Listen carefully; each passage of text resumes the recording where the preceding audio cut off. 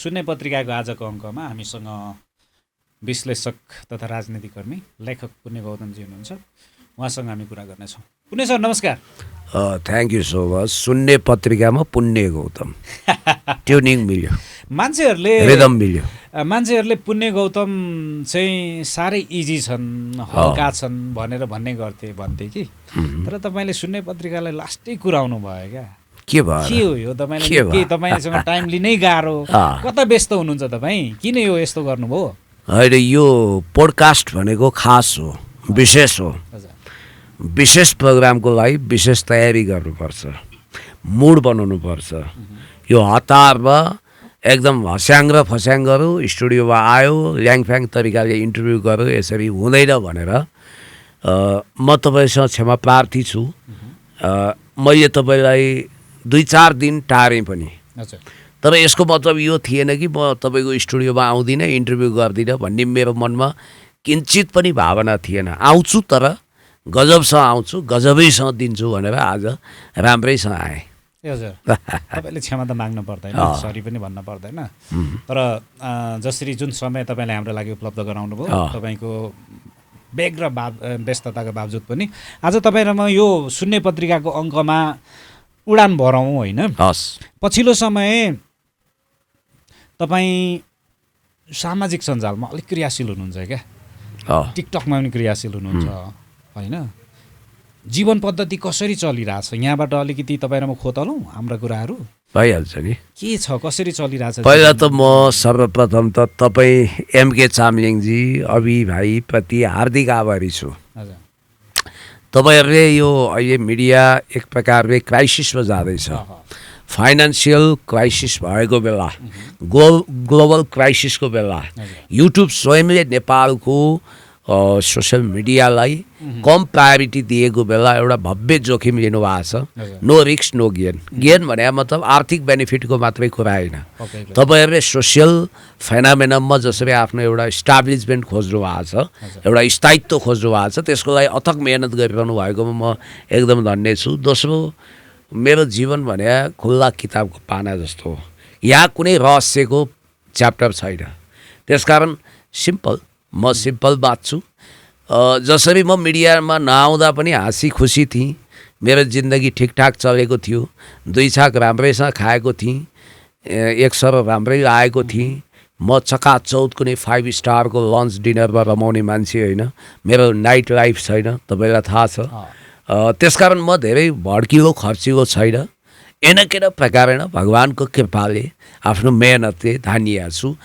त्यसमा पनि म घरमा अलिकति मजबुत आर्थिक अवस्थाको मान्छे, गाउँदेखि नै। त्यसकारण ब्याकअप चाहिँ मेरो फ्यामिली ब्याकग्राउन्ड नै हो, अर्थात् जमिन प्रशस्त भएको फ्यामिली हुनाले मलाई सेटल गर्न, स्ट्रगल गर्न धेरै पापड बेल्नु परेको छैन।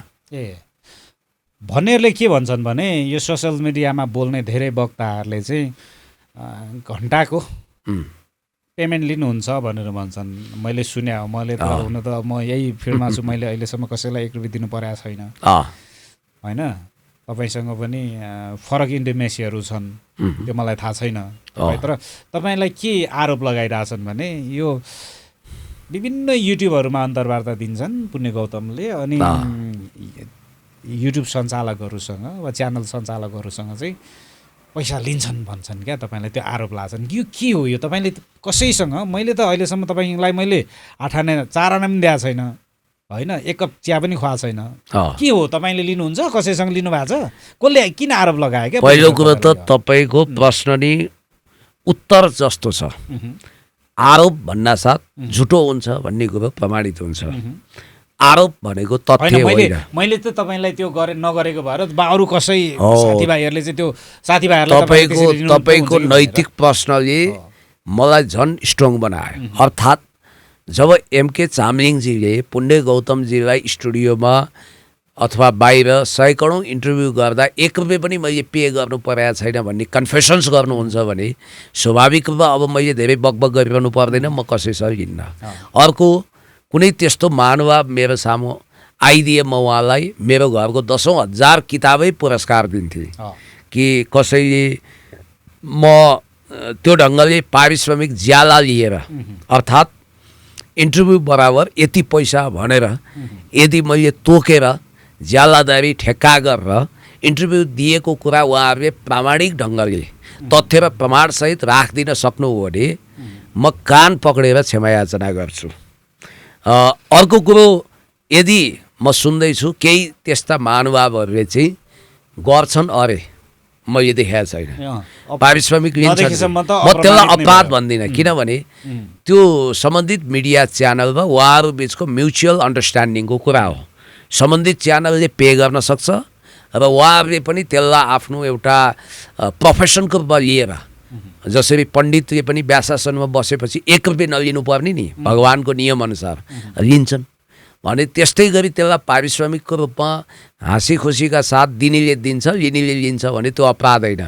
र अरू विषयमा चाहिँ जस्तो तपाईँ ट्युसन सेन्टरमा जानुहुन्छ, त्यहाँ हाँसी खुसी पैसा तिर्न तयार हुनुहुन्छ, मोटिभेसनल स्पिच सिक्न जानुहुन्छ, त्यहाँ तिर्नुहुन्छ, योगी विकासानन्दको प्रवचन सुन्न पैसा तिर्नुपर्छ, त्यसको लागि तयार हुनुहुन्छ।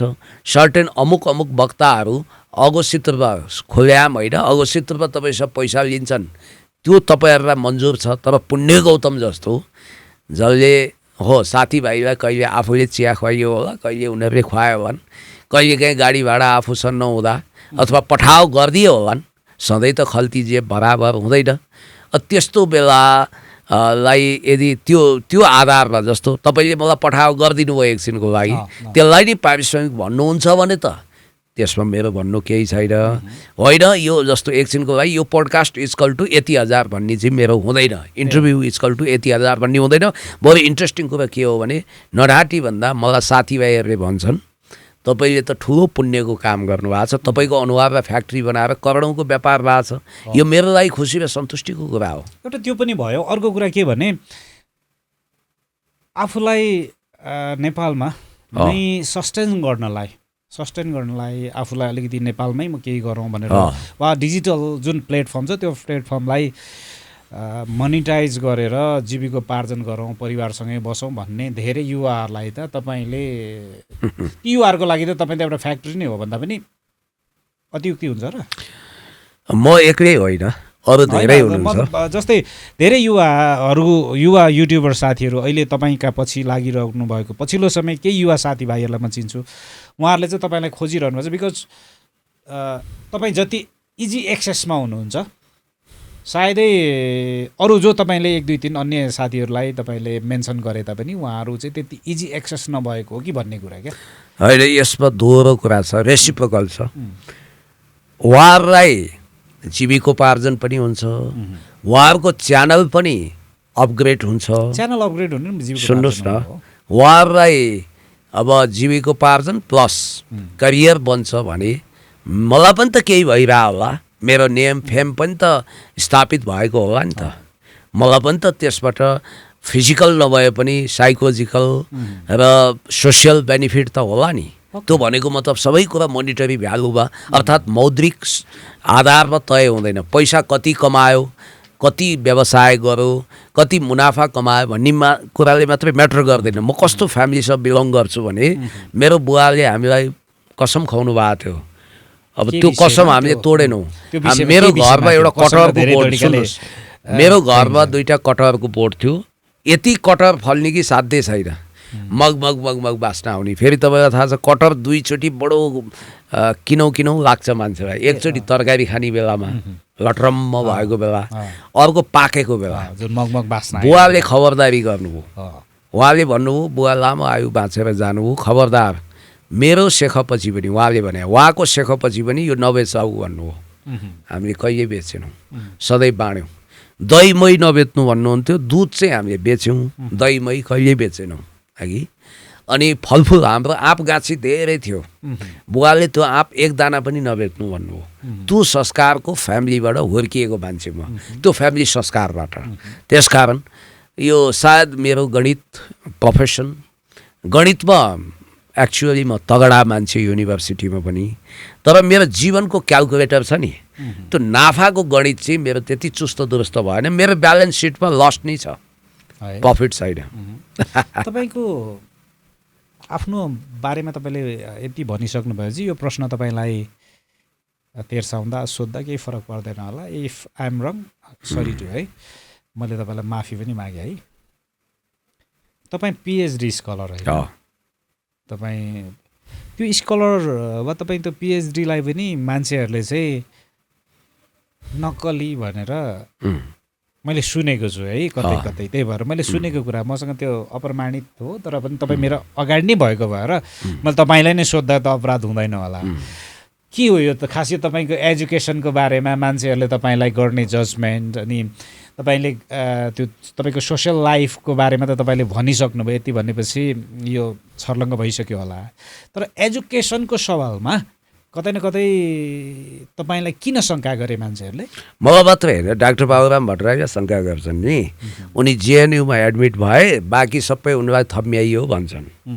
डाक्टर स्वर्णिम वाग्लेलाई शङ्का गरे कसलाई गरेका छैन नेपालको पहिलो पिएचडी नेपाली साहित्यको डाक्टर वासुदेव त्रिपाठीलाई शङ्का गरे यो शङ्काले लङ्का जगाउने समाज हो अब त्यो निधारमा टाँसेर हिँड्ने कुरा हुँदैन मैले मेरा सारा डकुमेन्टहरू रातो पर्दा टिभीमा राखिदिएको छु त्यहाँ हेर्दा हुन्छ मेरो यहाँ आइडी कार्ड पनि यहाँ छ भने म देखाइदिन्छु होइन अब यो एक कुरा त उहाँहरू कुनै रिसर्चै गर्नुहुन्न केही तथ्य नै ल्याउनुहुन्न होइन त अब हचुवामा बोल्नुहुन्छ या मैले बोकिने कि घरमै होला भनेपछि उहाँहरूको यो मेमोरी अथवा उहाँहरूको इन्फर्मेसनको लेभल कति दरिद्र छ भन्ने यहाँ देखिन्छ यो भाँचिए चाहिँ यहाँ लेखेको छ कि पिएचडीको तपाईँ हेर्नु न ओके यहाँ यो उयो भइसकेको छ तपाईँको यहाँ छ यहाँ यसलाई जोडेर हेर्नुहोस् एकचोटि एकछिन मैले जोडेर हेर्नुहोस् देखाइदिनुहोस् ल यो मेरो आइडी कार्ड हो के लेखेको छ PhD scholar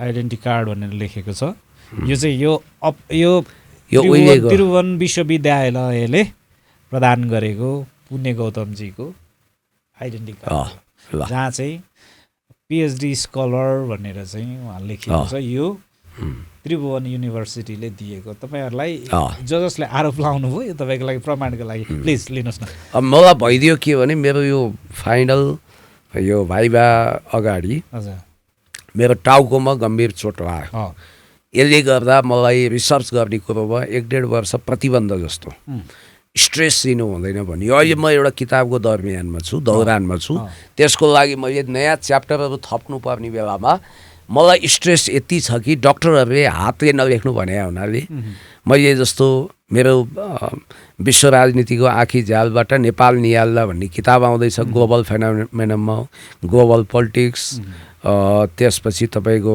post मोडर्निजम global financial crisis देखि लेजेन्डरी नेताहरूको विषयको बायोग्राफिकल कुराहरू समेटेको छु नेपालको पोलिटिकल फेनोमेनम अन्तर्राष्ट्रिय कम्युनिस्ट आन्दोलन सबै समेटेको छु अब अहिले मलाई कस्तो धर्म सङ्कट परिदियो भने मैले अहिले बोल्नुपर्ने हो जसले मेरो किताबलाई अहिले फाइनल प्रिन्ट गर्दै हुनुहुन्छ उहाँले टेप रेकर्ड राखेर त्यसलाई उतार्नु हुने भयो ल हेर्नु मलाई मैले आफूले कलम चलाएको भए कति राम्रो हुन्थ्यो मैले नयाँ च्याप्टर थप्न खोजेँ त्यो चाहिँ जेनजी पछिको नेपाल त्यसमा मैले हर्क साम्पाङज्यू रवि लामिछाने बालेन शाह यो 3टा व्यक्तिलाई चाहिँ छुट्टा छुट्टै प्रोफाइल खडा गर्न खोजिरहेको छु बालेन शाह हर्क साम्पाङ र रवि लामिछाने अब मलाई आपत के पर्दियो भने म आफूले 2 पाना राम्रोसँग लेख्नु हुँदैन अहिले किनभने यो हातको कलमको असर सिधा यहाँ पर्छ मेरो तपाईँहरूलाई थाहा छ टाउको 2 ठाउँमा फुटाइएर म त मृत्युको मुखबाट बाल बाँचेको मान्छे अझै 1 वर्ष मैले एक्सर्साइज गर्नु हुँदैन लेख्ने कुरामा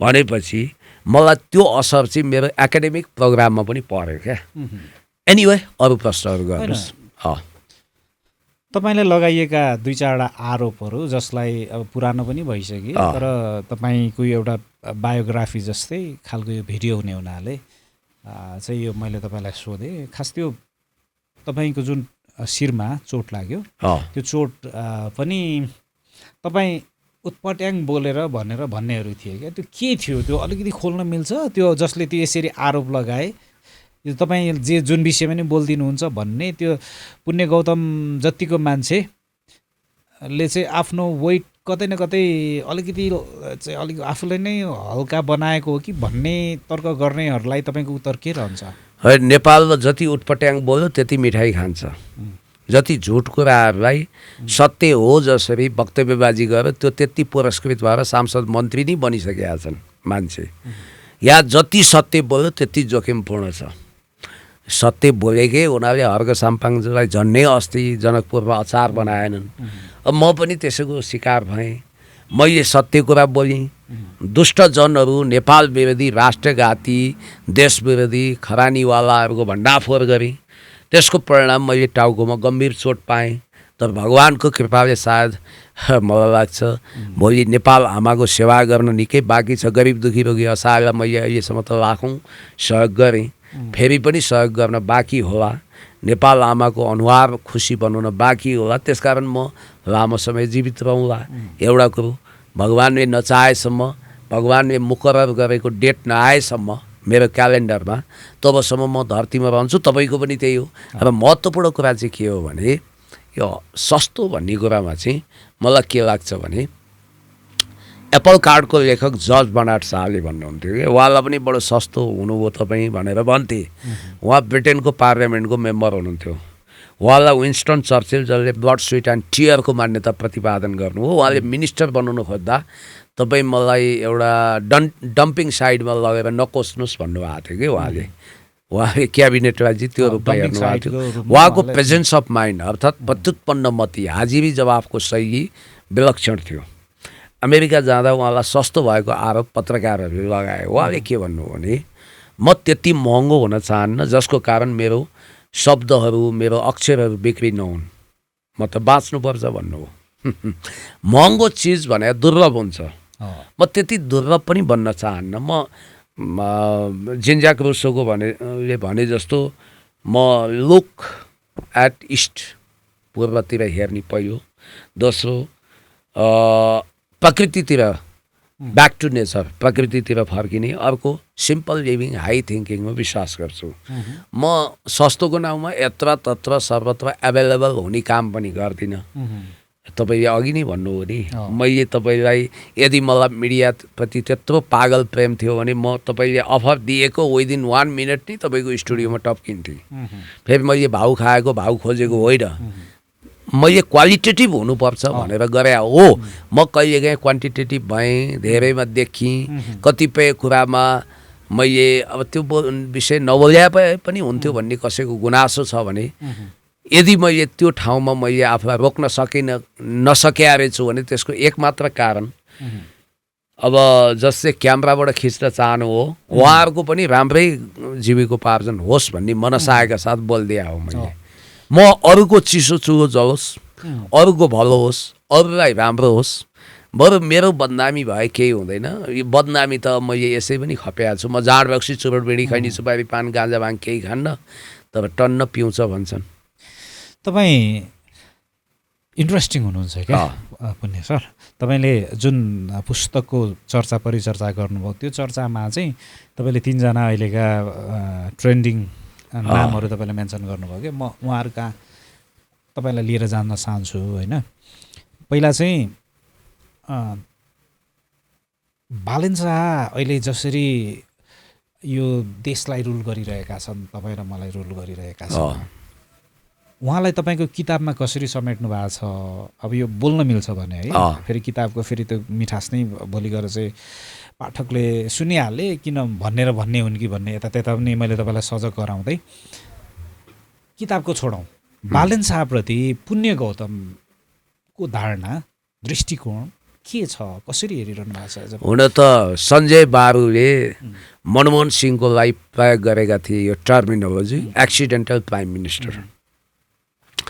Manmohan Singh almost accidental prime minister होइनन्, उनी जेन्टलम्यान हुन्, मिस्टर क्लिन हुन्। उनलाई त्यो तर त्यो इमेजमा उहाँलाई प्लान्ट गरियो।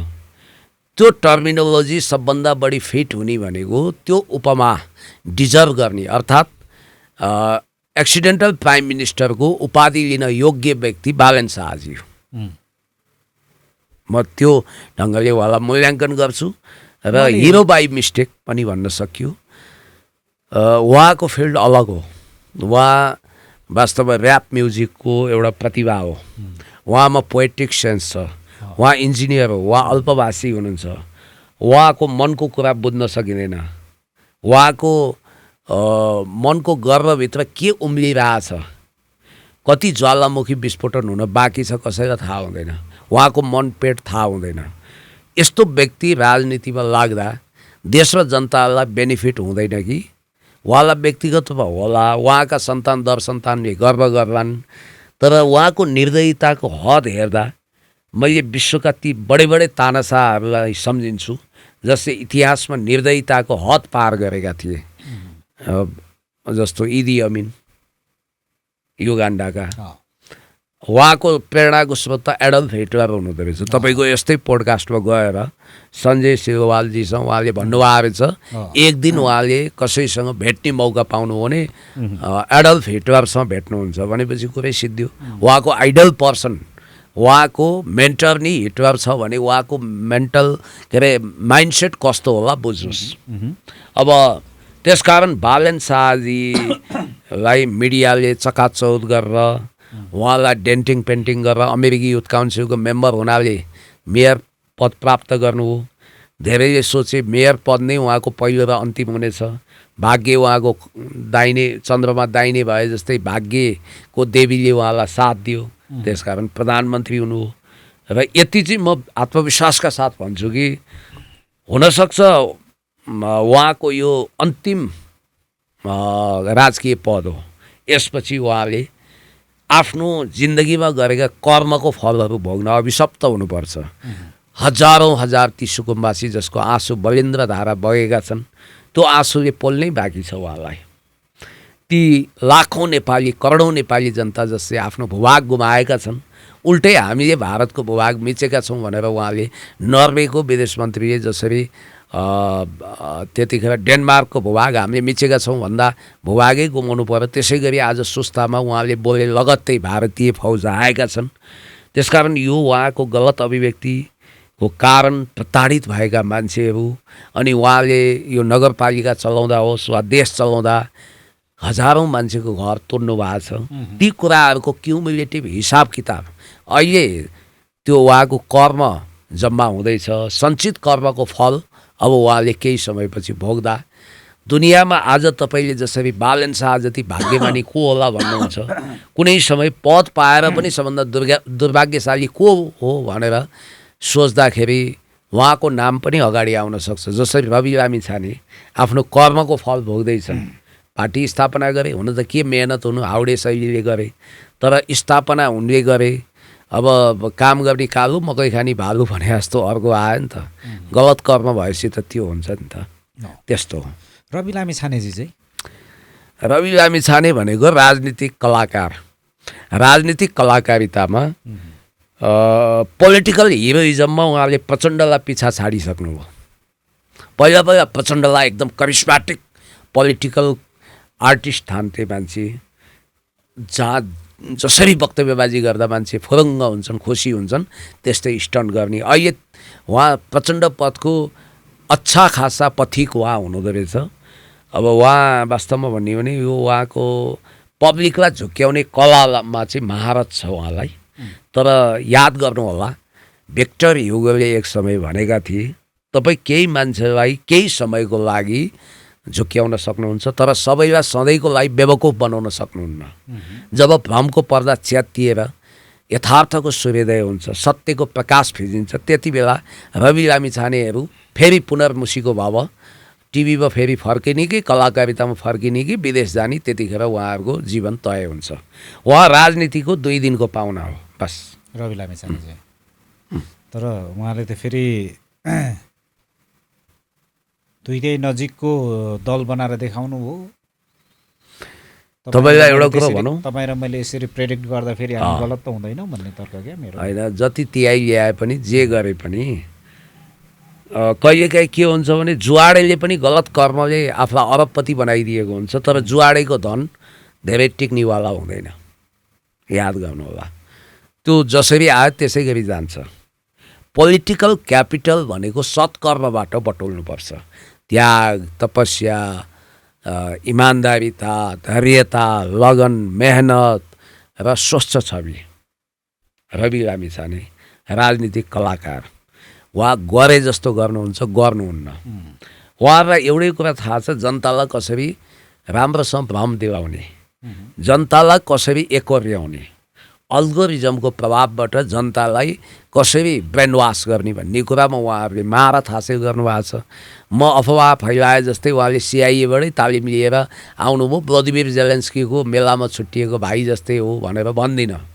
उहाँको आफ्नो जिन्दगी होला, रविजीको आफ्नो होला। रविजी कहिले पनि बिपी कोइराला हुन सक्नुहुन्न, मदन भण्डारी हुन सक्नुहुन्न, किनभने बिपी मदन भण्डारी मनमोहन अधिकारी तपस्वी थिए। रवि लामिछानेको लागि राजनीति भनेको करियरको दाउपेच हो, जीवन पद्धति होइन, तपस्या होइन, घाटाको सौदा होइन।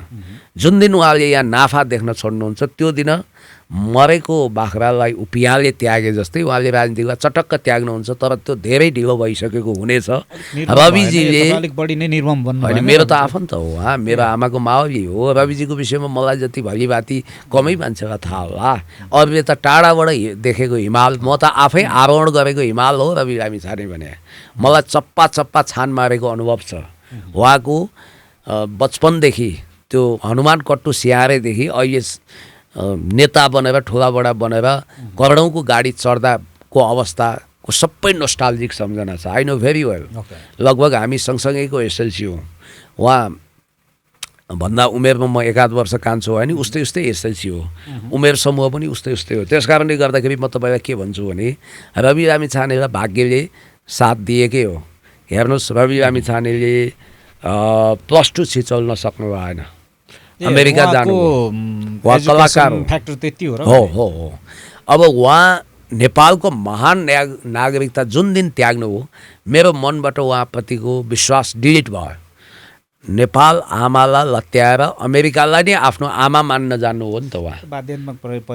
बाध्यताले त तपाईँलाई रोजगारीको लागि बाध्यता भनेको राष्ट्रियता त्याग्नु होइन, देशको लागि होइन। एक्सट्रिम नेसनलिस्ट भएर हेर्ने हो भने त तपाईँको लाइन ठिकै हो होइन।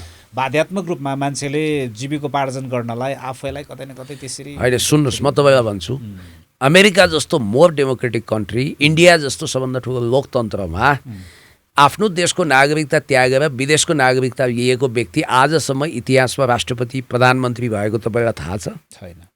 नेपालमा चाहिँ हुनुपर्ने किन? तपाईँ जब प्रमुख राजकीय पद ताकिरहनु भएको छ, म राष्ट्रपति बन्छु, म प्रधानमन्त्री बन्छु, I will be the minister, I will be the prime minister भन्नुहुन्छ भने तपाईँले राष्ट्रियतालाई शिरोमणि बनाउनुपर्छ। म आम पब्लिकको कुरा गरिरहेको छैन। आम पब्लिक जो खाना नाना छाना बाहेक अरू देख्दैन होइन, उसलाई आफ्नो परिवार नै अन्तिम सत्य हुन्छ, उसलाई सार्वजनिक जीवन व्यतीत गर्नु छैन, उसले होला प्रोफेसनको लागि, व्यक्तित्वको लागि, करियरको लागि देशको नागरिकता त्याग्यो। उसलाई यो हुटुटी छैन कि ऊ फेरि देशमा फर्किनु परोस्, राजनीति गर्नु परोस् र सांसद, मन्त्री, प्रधानमन्त्री बनोस्, यो उसको हुटुटी महत्त्वकांक्षा छैन। तर त्यो महत्त्वकांक्षा राख्ने रवि लामिछानेलाई नेपालले सब कुछ दियो।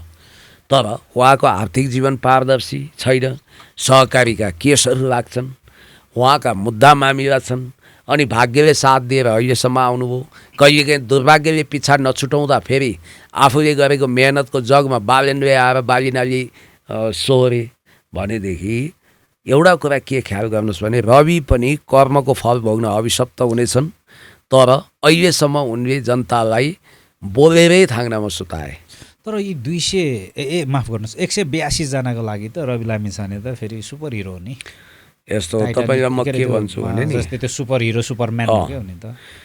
182 एउटा सिम्बोलिक कुरा हो। देशमा 3 करोडभन्दा बढी जनसङ्ख्या छ।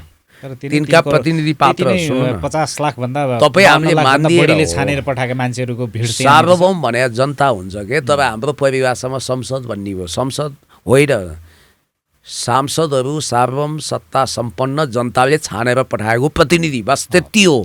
त्योभन्दा ठुलो केही पनि होइन। प्रतिनिधि हुन्। सार्वभौम भनेको चाहिँ जनता हो। सोभरेन्टी भनेको जनतामा निहित हुन्छ हगि। अब यो अस्थायी कुरा हो क्या, कसको बहुमत कहिले आयो, को अल्पमतमा गयो।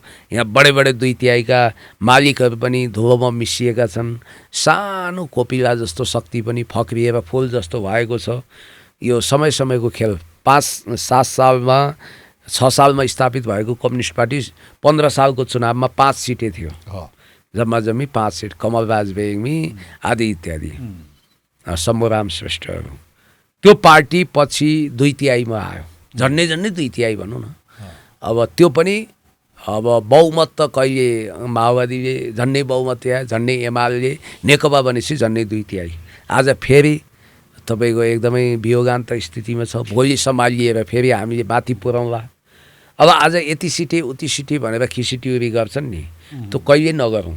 त्यो नियतिमा तपाईँ पुग्नुहुन्छ। जनताले परिवर्तन वा विकल्प त खोज्या होला नि त। जनताले चाहँदा भोलि उहाँहरूलाई पनि काजीबाट पाजी बनाइदिनुहुन्छ। आज पाजी भनिएका मान्छेहरू पनि काजी बनाउन सक्नुहुन्छ, किनभने देश जनता विकास समृद्धिको पक्षमा हिलो बदो चटाइ बङ्गुन्द्रीमा बसेर यदि तपाईँले मेहनत गर्नुहुन्छ भने स्वाभाविक हो ढिलो होला, राम्रो परिणाम पाउनुहुन्छ। झुटको सहारा लिनुहुन्छ, हिंसाको सहारा लिनुहुन्छ, जनतालाई पेलपाल जेलजाल ठेलठाल गर्नुहुन्छ, ह्याकुलाले पेल्नुहुन्छ, जनताको मालिक बन्न खोज्नुहुन्छ। ए बाबा, जतिसुकै ठुलो पद होस् त्यो एउटा जनताको सेवक होइन भने केवल त्यो एउटा ब्युरोक्राट्स हो, पोलिटिकल ब्युरोक्राट्सको केही अर्थ छैन। त्यसकारण आजको समयमा रवि लामिछानेको भ्यालु भनेको उनी जुन दिनसम्म राजनीतिकमा रहन्छन् त्यो दिनसम्म चर्चामा रहन्छन्। राजनीतिकबाट उनी साह्रै निकै चाँडो एक्जिट गर्नेवाला छन्, किनभने उनको जग छैन नि त। टप्पर टुइया शैलीमा आएका छन्। यो रासोपा भन्ने दललाई तपाईँले रवि लामिछानेको जग मान्नुहुन्न? रासोपा भन्ने पार्टी चाहिँ पुग्न पुच्छरको पार्टी हो। कसरी? हलो न धुरीको बल्लो पार्टी हो। न हाँसको चाल न बकुल्लाको चालको पार्टी हो। आकाशको राहु पातालको केतु एकचोटि नपरी कसरी चेतु, पटक पटक पर्दा पनि हन्डर ठक्कर दलहरूले नखाएपछि घमण्डले फुलेल भएपछि सेरो फेरो मेरो सबै मेरो भन्ने मतले मातिएको हुनाले दलहरू मूलधारको दल हामीले सजाय पायौँ। अब जनताले के गर्दै रियाक्सनको भोट त्यहाँ हाल्दे, त्यो भोटले मात्रै आएको होइन। यो मोटाउने, तपाईँले कोही मान्छे मोटो देख्नुहुन्छ भने भोजन खानपिनले मात्रै प्रोटिनले मात्रै हुँदैन, सुन्निएको पनि हुनसक्छ। याद गर्नु होला, अहिले रासोपा सुन्निएको छ। उसको असली तौलले होइन, असली तौलले होइन, यो चाहिँ सुन्निए हो। फोक्से मासु लाग्यो, फोक्से मासु सुन्निएको भने त रोगै हो नि। फोक्से मासु चाहिँ बरु बोसोवाला हुनसक्छ, यो रोग हुनसक्छ। रासोपालाई यही 2/3 भारी बन्छ। जसरी के हुन्छ भने ठेक्नै नसक्ने भारी बोकाएपछि मान्छे डङरङ्गै गर्छ क्या। अहिले रासोपालाई त्यही भयो। हिजो जीवराम माफ गर्नुहोस्, हाम्रो एकजना इन्टरभ्युअर कहाँ नै त्यो दलका महासचिवले बोल्नुभएको सुन्नुभयो? भन्नु न। उहाँले के भन्नुभएको छ भने सरकार चाहिँ असफल भयो भन्ने तर्क उहाँको थियो क्या। अनि यो त मैले यो सरकारको केही दिनको जजमेन्ट गरेर निष्कर्ष निकालिसकेका थिएँ। महासचिव जस्तो जुन दलको जसले सरकार लिड गरिरहेछ 2/3 नजिकको संसदको एउटा रासोपाको महासचिव मैले नयाँ हेरेर छु। भन्नु त के भन्नु उहाँले? नयाँ निर्वाचित विपिन अधिकारी हुनुहुन्छ होइन, उहाँले चाहिँ यो विषयमा होइन असफलताको सेलिब्रेसन गर्दै हुनुहुन्छ कि क्या? होइन, असफलतामा खैजेडी प्रश्नकर्ताले के भन्नुभयो भने अरूले गर्दा चाहिँ तपाईँहरू सडकमा हुनुहुन्थ्यो, अरूले गोली हानेको र यो अहिले गोली खाएको के फरक भन्ने तर्कमा सरकार असफल भन्ने। होइन, सुन्नु न, असफलताको सेलिब्रेसन गर्ने, असफलताको गीत गाएर खैजेडी बजाउने हो भने बालनजी भन्दा उहाँहरू झन् असफल।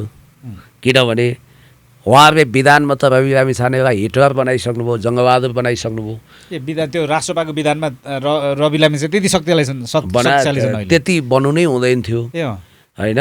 प्रधानमन्त्री अब थपक्क नीतिगत निर्देशन दिएर असफल सरकारको मुखियाको रूपमा तपाईँ कुर्सीमा लिसो टाँसिए चाहिँ ढसमस्स नबस्नुहोस्, तपाईँले खुर्क राजीनामा दिनुहोस्। अब राष्ट्रियताको कुरो उठाएर नीतिगत निर्देशन दिए झन् राम्रो हुन्थ्यो। तपाईँले नेपालले मिच्दै नमिचेको जमिन हजारौँ हेक्टर जमिन जो भारतले बरु मिच्या छ, तपाईँले नेपालले भारतको जमिन मिच्या भन्नुभयो। हर्क साम्पाङजी, नेकपा एमाले लगायतका दलहरूले भनिरहेछन् संसदको रेकर्डबाट हटाउनु पर्यो, थपक्क हटाउन लगाउनुहोस् र आइएम सो सरी भनेर नेपालले भारतको सिमाना मिच्या छैन, बरु भारतले हाम्रो सिमाना मिचेको अवस्थामा हामी त्यो जमिन प्राप्त गरेर सिमानामा काँडेतार पर्खाल लगाउँछौँ भनेर संसदमा स्पिच डेलिभर गर्नुहोस् भनेर नीतिगत निर्देशन दिनु पर्दैन? महँगी घटाउनुहोस् अनि सुगुम्बासीलाई पुनर्स्थापित। त्यसो भए तपाईँ त्यही सरकारमा लाई खैँजडी बजाउने अनि त्यही सरकारको असफलताको सेलिब्रेसन गर्नुहुन्छ भने बालेन शाहजी भन्दा महानालायक तपाईँहरू ओके तपाईँहरू छोडौँ, पामर अलिक लाछी राष्ट्रपामा हुतियारा बढी हो। नै हाम्रो समय गयो। रिसेन्ट कुराहरू हामीले गऱ्यौँ। हर्क साम्पाङसँग तपाईँलाई मान्छेहरूले तुलना कसरी गर्छन् भने नि हर्क साम्पाङ फेसबुकमा स्टेटस लेखेर जहिले पनि दिनमा धेरैवटा स्टेटस लेखेर चर्चामा छन्। तपाईँ धेरैवटा युट्युबमा बोलेर भन्ने क्या तपाईँहरूले त्यो सिमिलरिटी त्यसरी चाहिँ उनी मान्छेहरूले चाहिँ तुलना गरेको मैले भेटेँ। हर्क साम्पाङलाई तपाईँले आफ्नो किताबमा पनि छुवाउनु भएको छ होइन, उहाँको बारेमा सायद तपाईँले राम्रै लेख्नु भएको छ होला। तपाईँको किताबमा के लेख्नु भएको छ त्यो चाहिँ पछि किताब आएपछि नै तपाईँ र म चर्चा गरौँला, किताबको बहसै गरौँला, केही छैन, यही पडकास्टमै काउजमा बसेर होइन। अहिले चाहिँ हर्क साम्पाङ तपाईँले उनलाई कसरी हेरिरहनु भएको छ क्या? किनभने तपाईँ त मिहिन ढङ्गले निहाल्नुहुन्छ, तपाईँको मित्र पनि हुनुहुन्छ उहाँ कतै न कतै होइन। उनी के गर्दैछन् अहिले? होइन, हर्क साम्पाङले फेसबुकमा धेरै स्ट्याटस लेख्नु भनेको सहकारी ठग्नु होइन। मैले धेरै इन्टरभ्यू दिनु भनेको सिंहदरबार जलाउनु होइन। हर्क साम्पाङजीले स्ट्याटस मार्फत खबरदारी गरिरहनु भने उहाँले नेपालको नागरिकता त्यागेर अमेरिकी नागरिक बन्नु होइन। मैले युट्युब मार्फत धेरै शब्दहरू खर्च गर्नु भने म अमेरिकी युथ काउन्सिल मेम्बर बन्नु होइन। के फरक पर्यो त? राम्रा कुरा जति लेखे पनि भयो, राम्रा कुरा जति बोले पनि भयो, असर पर्छ र? सत्य बोल्ने, प्रिय बोल्ने सिद्धान्त लिनु पर्यो। अब यस्तो हर्क साम्पाङजी भनेको दुईटा अनुहार नभएको, जे हो त्यो प्रष्ट क्रिस्टल क्लियर पर्दामा देखिने एक क्लिन इमेजको नेता हो। अब मलाई नै थाहा नभएका उहाँका त्यस खालका ब्लन्डर गल्ती भरि प्रकट हुन्छन् भने त्यतिखेर म थप्पडी बजाएर नबसौँला। तर म विश्वास गर्छु त्यस्ता ब्लन्डर गल्तीहरू उहाँबाट हुने छैनन्। उहाँ 24 क्यारेटको राष्ट्रवादी निस्किनु हुनेछ, जो अहिले प्रकट भइरहनु भएको छ। उहाँ हिलो बदल चटाइब गुद्रीब बसेर देश जनता विकास समृद्धिको पक्षमा घोटिनु भएको छ। From third world country to first वर्ल्डका परिकल्पनाका लेखक, सिङ्गापुरका महान निर्माता ली कुआन यूको पथमा हुनुहुन्छ, ड्याङ साओपिङको पथमा हुनुहुन्छ, सी जिनपिङलाई फलो गर्नुहुन्छ र उहाँ मूलभूत रूपमा वामपन्थी हुनुहुन्छ र सोसियलिस्ट मोड अफ प्रोडक्सन, समाजवादी उत्पादन सम्बन्धलाई स्थापित गर्न चाहनुहुन्छ, देश बलियो बनाउनुपर्छ भन्नुहुन्छ। मिलेनियम च्यालेन्ज कर्पोरेसन एमसिसी भनेको इन्डो पेसिफिक स्ट्राटेजीभित्र जोडिएको हुनाले यसको कार्यान्वयन गर्नु हुँदैन भन्नुहुन्छ। उहाँ स्टेट पार्टनरसिप प्रोग्राम एसपिपी, जो अमेरिकी सैन्य मिसनसँग इन्डो पेसिफिक स्टडीसँग जोडिएको छ, त्यसलाई कुनै हालतमा ल्याउनु हुँदैन भन्नुहुन्छ। सिमानामा काँडेतार पर्खाल लगाउनु पर्छ भन्नुहुन्छ र देशमा सबै जाति सबै भाषाको एउटा फुलबारी लगाइदिउँ। सयौँ थुङ्गा फुलका हामी एउटै माला नेपाली, सार्वभौमै फैलिएको मेची महाकाली भन्ने राष्ट्रिय गान जो कवि व्याकुल माइला उर्फ प्रदीप कुमार राईजीले रच्नु भएको छ, त्यो गीतको भावधारा अनुसार सबै नेपालीहरूलाई इन्द्रणीमय तरिकाले सांस्कृतिक, आर्थिक, भौतिक, राजनीतिक, अर्थराजनीतिक हिसाबले उहाँ अगाडि बढाउन चाहनुहुन्छ भने उहाँको आलोचना मैले किन गर्नु पर्यो? उहाँको तारिफ गर्न मैले किन कन्जुस्याइ गर्ने? So what? यही प्रश्न चाहिँ मेरो म प्रति प्रश्न गर्नेहरूप्रतिको प्रति प्रश्न हो। तर हर्क साम्पाङलाई तपाईँहरू जस्तै भौतिक भनिएका, समाजमा गनिएका भनिएकाहरूले चाहिँ यो हर्कवाद भन्ने चाहिँ नगर्दै भए हुन्थ्यो भन्ने कतै न कतै अब सदाशयता पनि होला, अब होइन, वा त अब ढा पनि होला, त्यो मिश्रित हुने भयो नि त। यहाँ त जे तपाईँ र मैले अब जसरी सोचे पनि हुने भयो होला जस्तो लाग्छ मलाई। उहाँहरूले हर्क साम्पाङले तपाईँको खाइलाग्दो केटो चाहिँ जेठाजु पर्यो भनेर एउटा उखान छ नि, त्यस्तै भनेको पनि सुनेको छु क्या मैले। के रहेछ यो हर्कवाद भन्ने आउनु हुँदैन थियो कि के हो या खास यो हर्कवाद आउँदा यो समाजलाई के असर गरिरहेछ? हर्कवाद भन्ने एउटा त्यो जुन उहाँले जुन रूपरेखा दिन खोज्नु भएको छ, त्यो रूपरेखाले चाहिँ यो समाजलाई के विभाजित गर्छ कि धार्मिक रूपमा असहिष्णु बनाउँछ कि, वा त्यो हर्कवाद भन्ने जुन उहाँले बनाउँदै हुनुहुन्छ, बन्दैछ, त्यो कुराले चाहिँ देशलाई टुक्र्याउँछ कि के छ? तपाईँले त अध्ययन गर्नुभयो, किन तपाईँ सबै कुरालाई चाहिँ अध्ययन गर्ने व्यक्ति, तपाईँले के पाउनुभयो? अलिकति यसलाई अलिकति तपाईँले व्याख्या गरिदिनु म आफूलाई चाहिँ कहिल्यै पनि राजनीतिक पण्डित ठान्दिनँ। भले म पोलिटिकल साइन्सको अहिले हेरिहाल्नुको आइडेन्टिटी कार्ड, म पिएचडी स्कलर हुनाले मलाई पनि पोलिटिकल साइन्टिस्ट ठानिदिन्छन्। म त्यो भनेर 4 वेद 18 पुराण खारेको वेदव्यासभन्दा चर्को विद्वान म आफूलाई ठान्दिनँ। म कार्ल मार्क्सभन्दा ज्ञानी छु भन्ने ठान्दिनँ। अब कुरा यस्तो हो, उहाँहरूलाई लाग्यो होला हर्क साम्पाङले हो विचारले राजनीतिक अर्थशास्त्र, दर्शनशास्त्र र समाजशास्त्रमा महान छलाङ हान्यो। अर्थात् जसरी कार्ल मार्क्सको नामबाट मार्क्सवाद बन्यो, त्यसको पछाडि 3 सङ्गठक अङ्गहरूमा वैज्ञानिक विकास भयो भनेर विश्वका ठुला दर्शनशास्त्रीहरूले निष्कर्ष निकाले। जस्तो कि राजनीतिक अर्थशास्त्रको क्षेत्रमा अतिरिक्त मूल्यको सिद्धान्त, सर्प्लस भ्यालुको विषयमा उहाँले थप इन्टरप्रिटेसन गरेर नयाँ दर्शन दिनुभयो। समाज विज्ञानको क्षेत्रमा द्वन्द्वात्मक भौतिकवाद, यसको उहाँले प्रतिपादन गर्नुभयो। फिलोसफीको क्षेत्रमा वैज्ञानिक समाजवाद ल्याउनुभयो। त्यसकारण उहाँको विचारलाई वाद भन्नुपर्छ भनेर सहस्राब्दीकै सबभन्दा ठुलो दार्शनिक फिलोसफरको रूपमा उहाँलाई ग्लोरिफाइड गरियो। लेनिनले imperialism the highest stage of capitalism अर्थात् साम्राज्यवाद पुँजीवादको उच्चतम रूप भनेर इन्टरप्रिटेसन गर्नु र मार्क्सै परिकल्पना गरेकै थ्योरीलाई उहाँले एप्लाई गरेर मजदुरहरूको तर्फबाट राज्य सत्ता कब्जा गरेर बोल्सेविक क्रान्ति सफल बनाएर सररारावादी अधिनायकवादको नयाँ इन्टरप्रिटेसन दिनुभयो। त्यसकारण लेनिनवाद बनियो। यहाँ माओ अडिनुभयो। लेनिनप्याहरूले माओवाद भनिहालौँ भन्नुभयो, माओले भन्नुभयो अहिले त्यता नजाउँ, माओ विचारधारासम्म ठिक छ।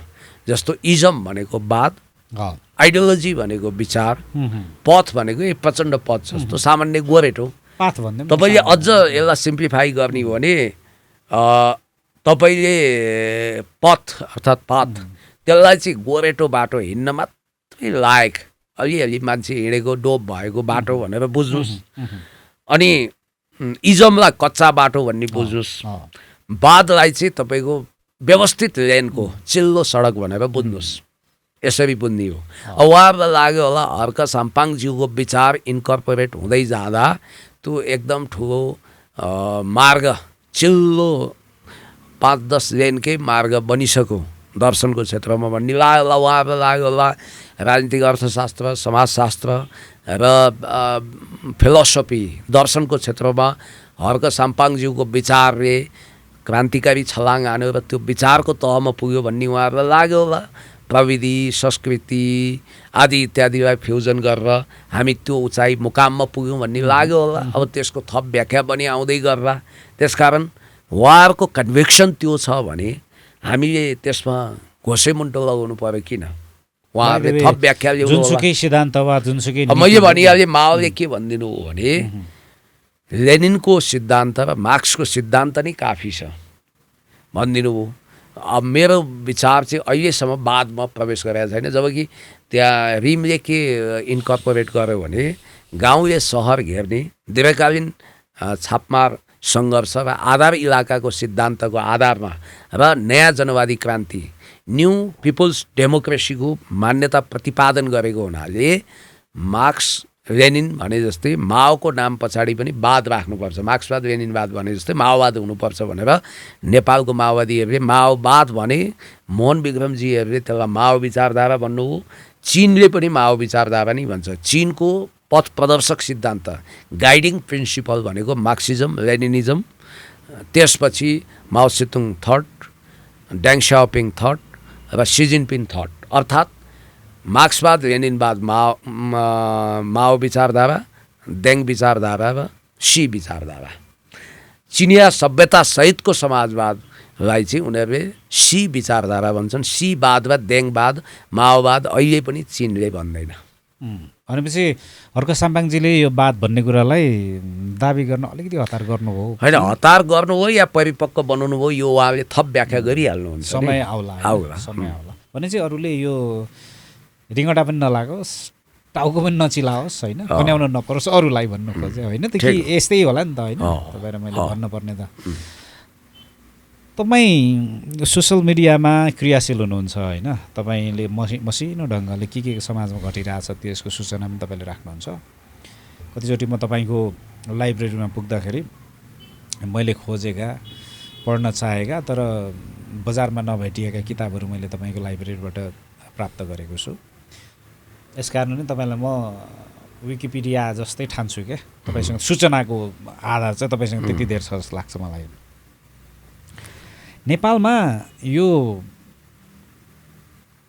अहिले अलिकति चलिरहेको विषय यो हिन्दू धर्म होइन खस आर्यको इतिहास किराँतहरूको बारेमा अलिकति पछिल्लो समय चर्चामा छ क्या जस्तै धरानको विजयपुरदेखि लिएर होइन यता तपाईँको जनकपुरका घटनाहरूदेखि लिएर यता हेर्ने हो भने चाहिँ अनि सुदूरपश्चिमतिर हेर्ने हो भने चाहिँ मस्टो भनेर फरक के कुराहरू आइरहेको दृश्यहरू तपाईँ र मैले देख्छौँ होइन तपाईँले थाहा पाएको सूचना चाहिँ यो खास के रहेछ क्या अलिकति मैले भन्नु खोजेको त अलिकति मैले प्रश्न मिलाउन जाने कि जानिनँ होइन मैले तर्क चाहिँ गरेँ प्रश्न चाहिँ गरेँ तपाईँलाई यो के रहेछ यो किन यस्तो भइरहेछ क्या सर यो के रहेछ नेपालको पत्रकारिता अहिलेसम्म पनि इन्फर्मेसनको अर्थात् सूचनाको जन्जालमा हराएको कुहिरहेको काग जस्तो भएको छ समाजमा विचार निर्माणका विभिन्न लेयरहरू हुन्छ पहिलो लेयर भनेको इन्फर्मेसन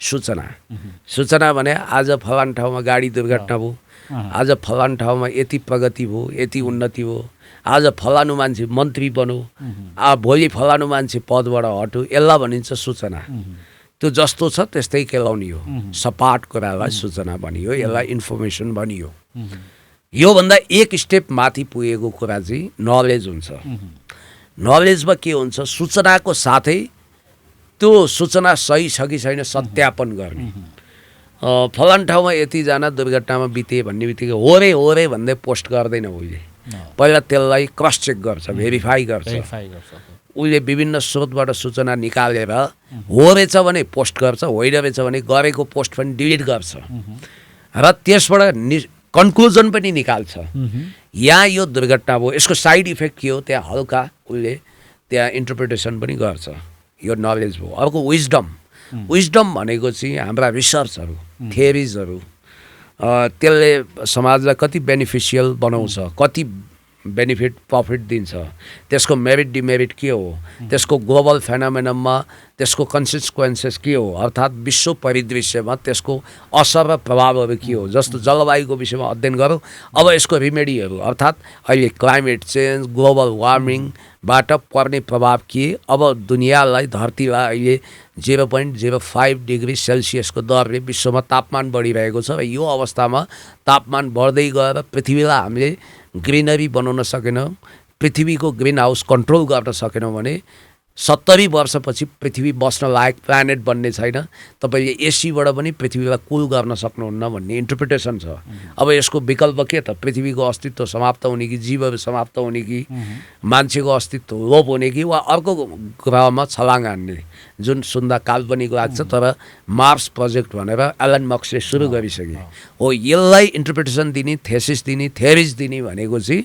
विवेक विजडम भयो यो तहसम्म पुगे अर्को त हुन्छ इन्लाइटेन बोधिसत्व बुद्धको बुद्धत्व तपस्या गर्नुभयो ज्ञान लिनुभयो ज्ञानको सीमान्त चरण अब त्यहाँभन्दा उता पुग्ने ठाउँै छैन भनिन्छ इन्लाइटेन प्राप्त व्यक्तिमध्ये विशेष रूपमा बुद्ध कार्ल मार्क्स ओशो बडे मनुष्यहरू बडे दार्शनिकहरू थोरै मात्रामा त्यस्ता इन्लाइटेन प्राप्त व्यक्ति देखिए नेपालमा महाकवि देवकोटालाई कतिले इन्लाइटेन भन्छन् लक्ष्मीप्रसाद देवकोटालाई काव्यमा होइन मैले अब तपाईँको प्रश्नमा जान्छु तपाईँले हुटुटी राख्नुभयो हाम्रो समाज कता जाँदैछ हामी कहाँ रिलिजियस कन्फ्लिक्ट त हुने होइन हामीसँग the clash of civilisation and remaking of old order written by Samuel P Huntington त्यो घोकेकाहरूले जाति जाति भाषा भाषा धर्म धर्म संस्कृतिको बिचमा कन्फ्लिक्ट ल्याएर देशलाई फेल्ड स्टेट पो त लाँदैनन्। मल्टिपल अर्गन फेलियरमा नेपाल त जाँदैन। नेपाल युगोस्लाभिया जसरी सर्बिया, मन्टेनेग्रो, मेसेडोनिया, बोस्निया हर्जगोभिना,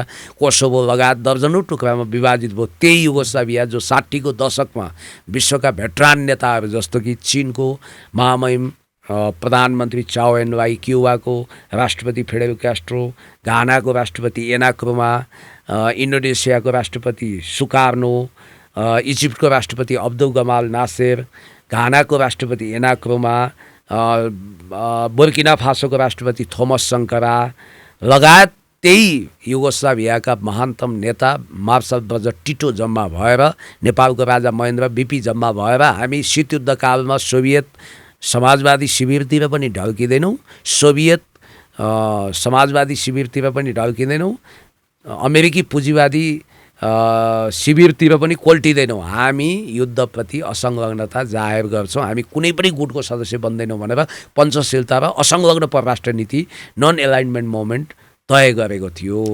हो त्यस्तो देश नेपाल जसले कुनै पनि प्रकारका अशान्तिलाई ग्रहण गर्दैन।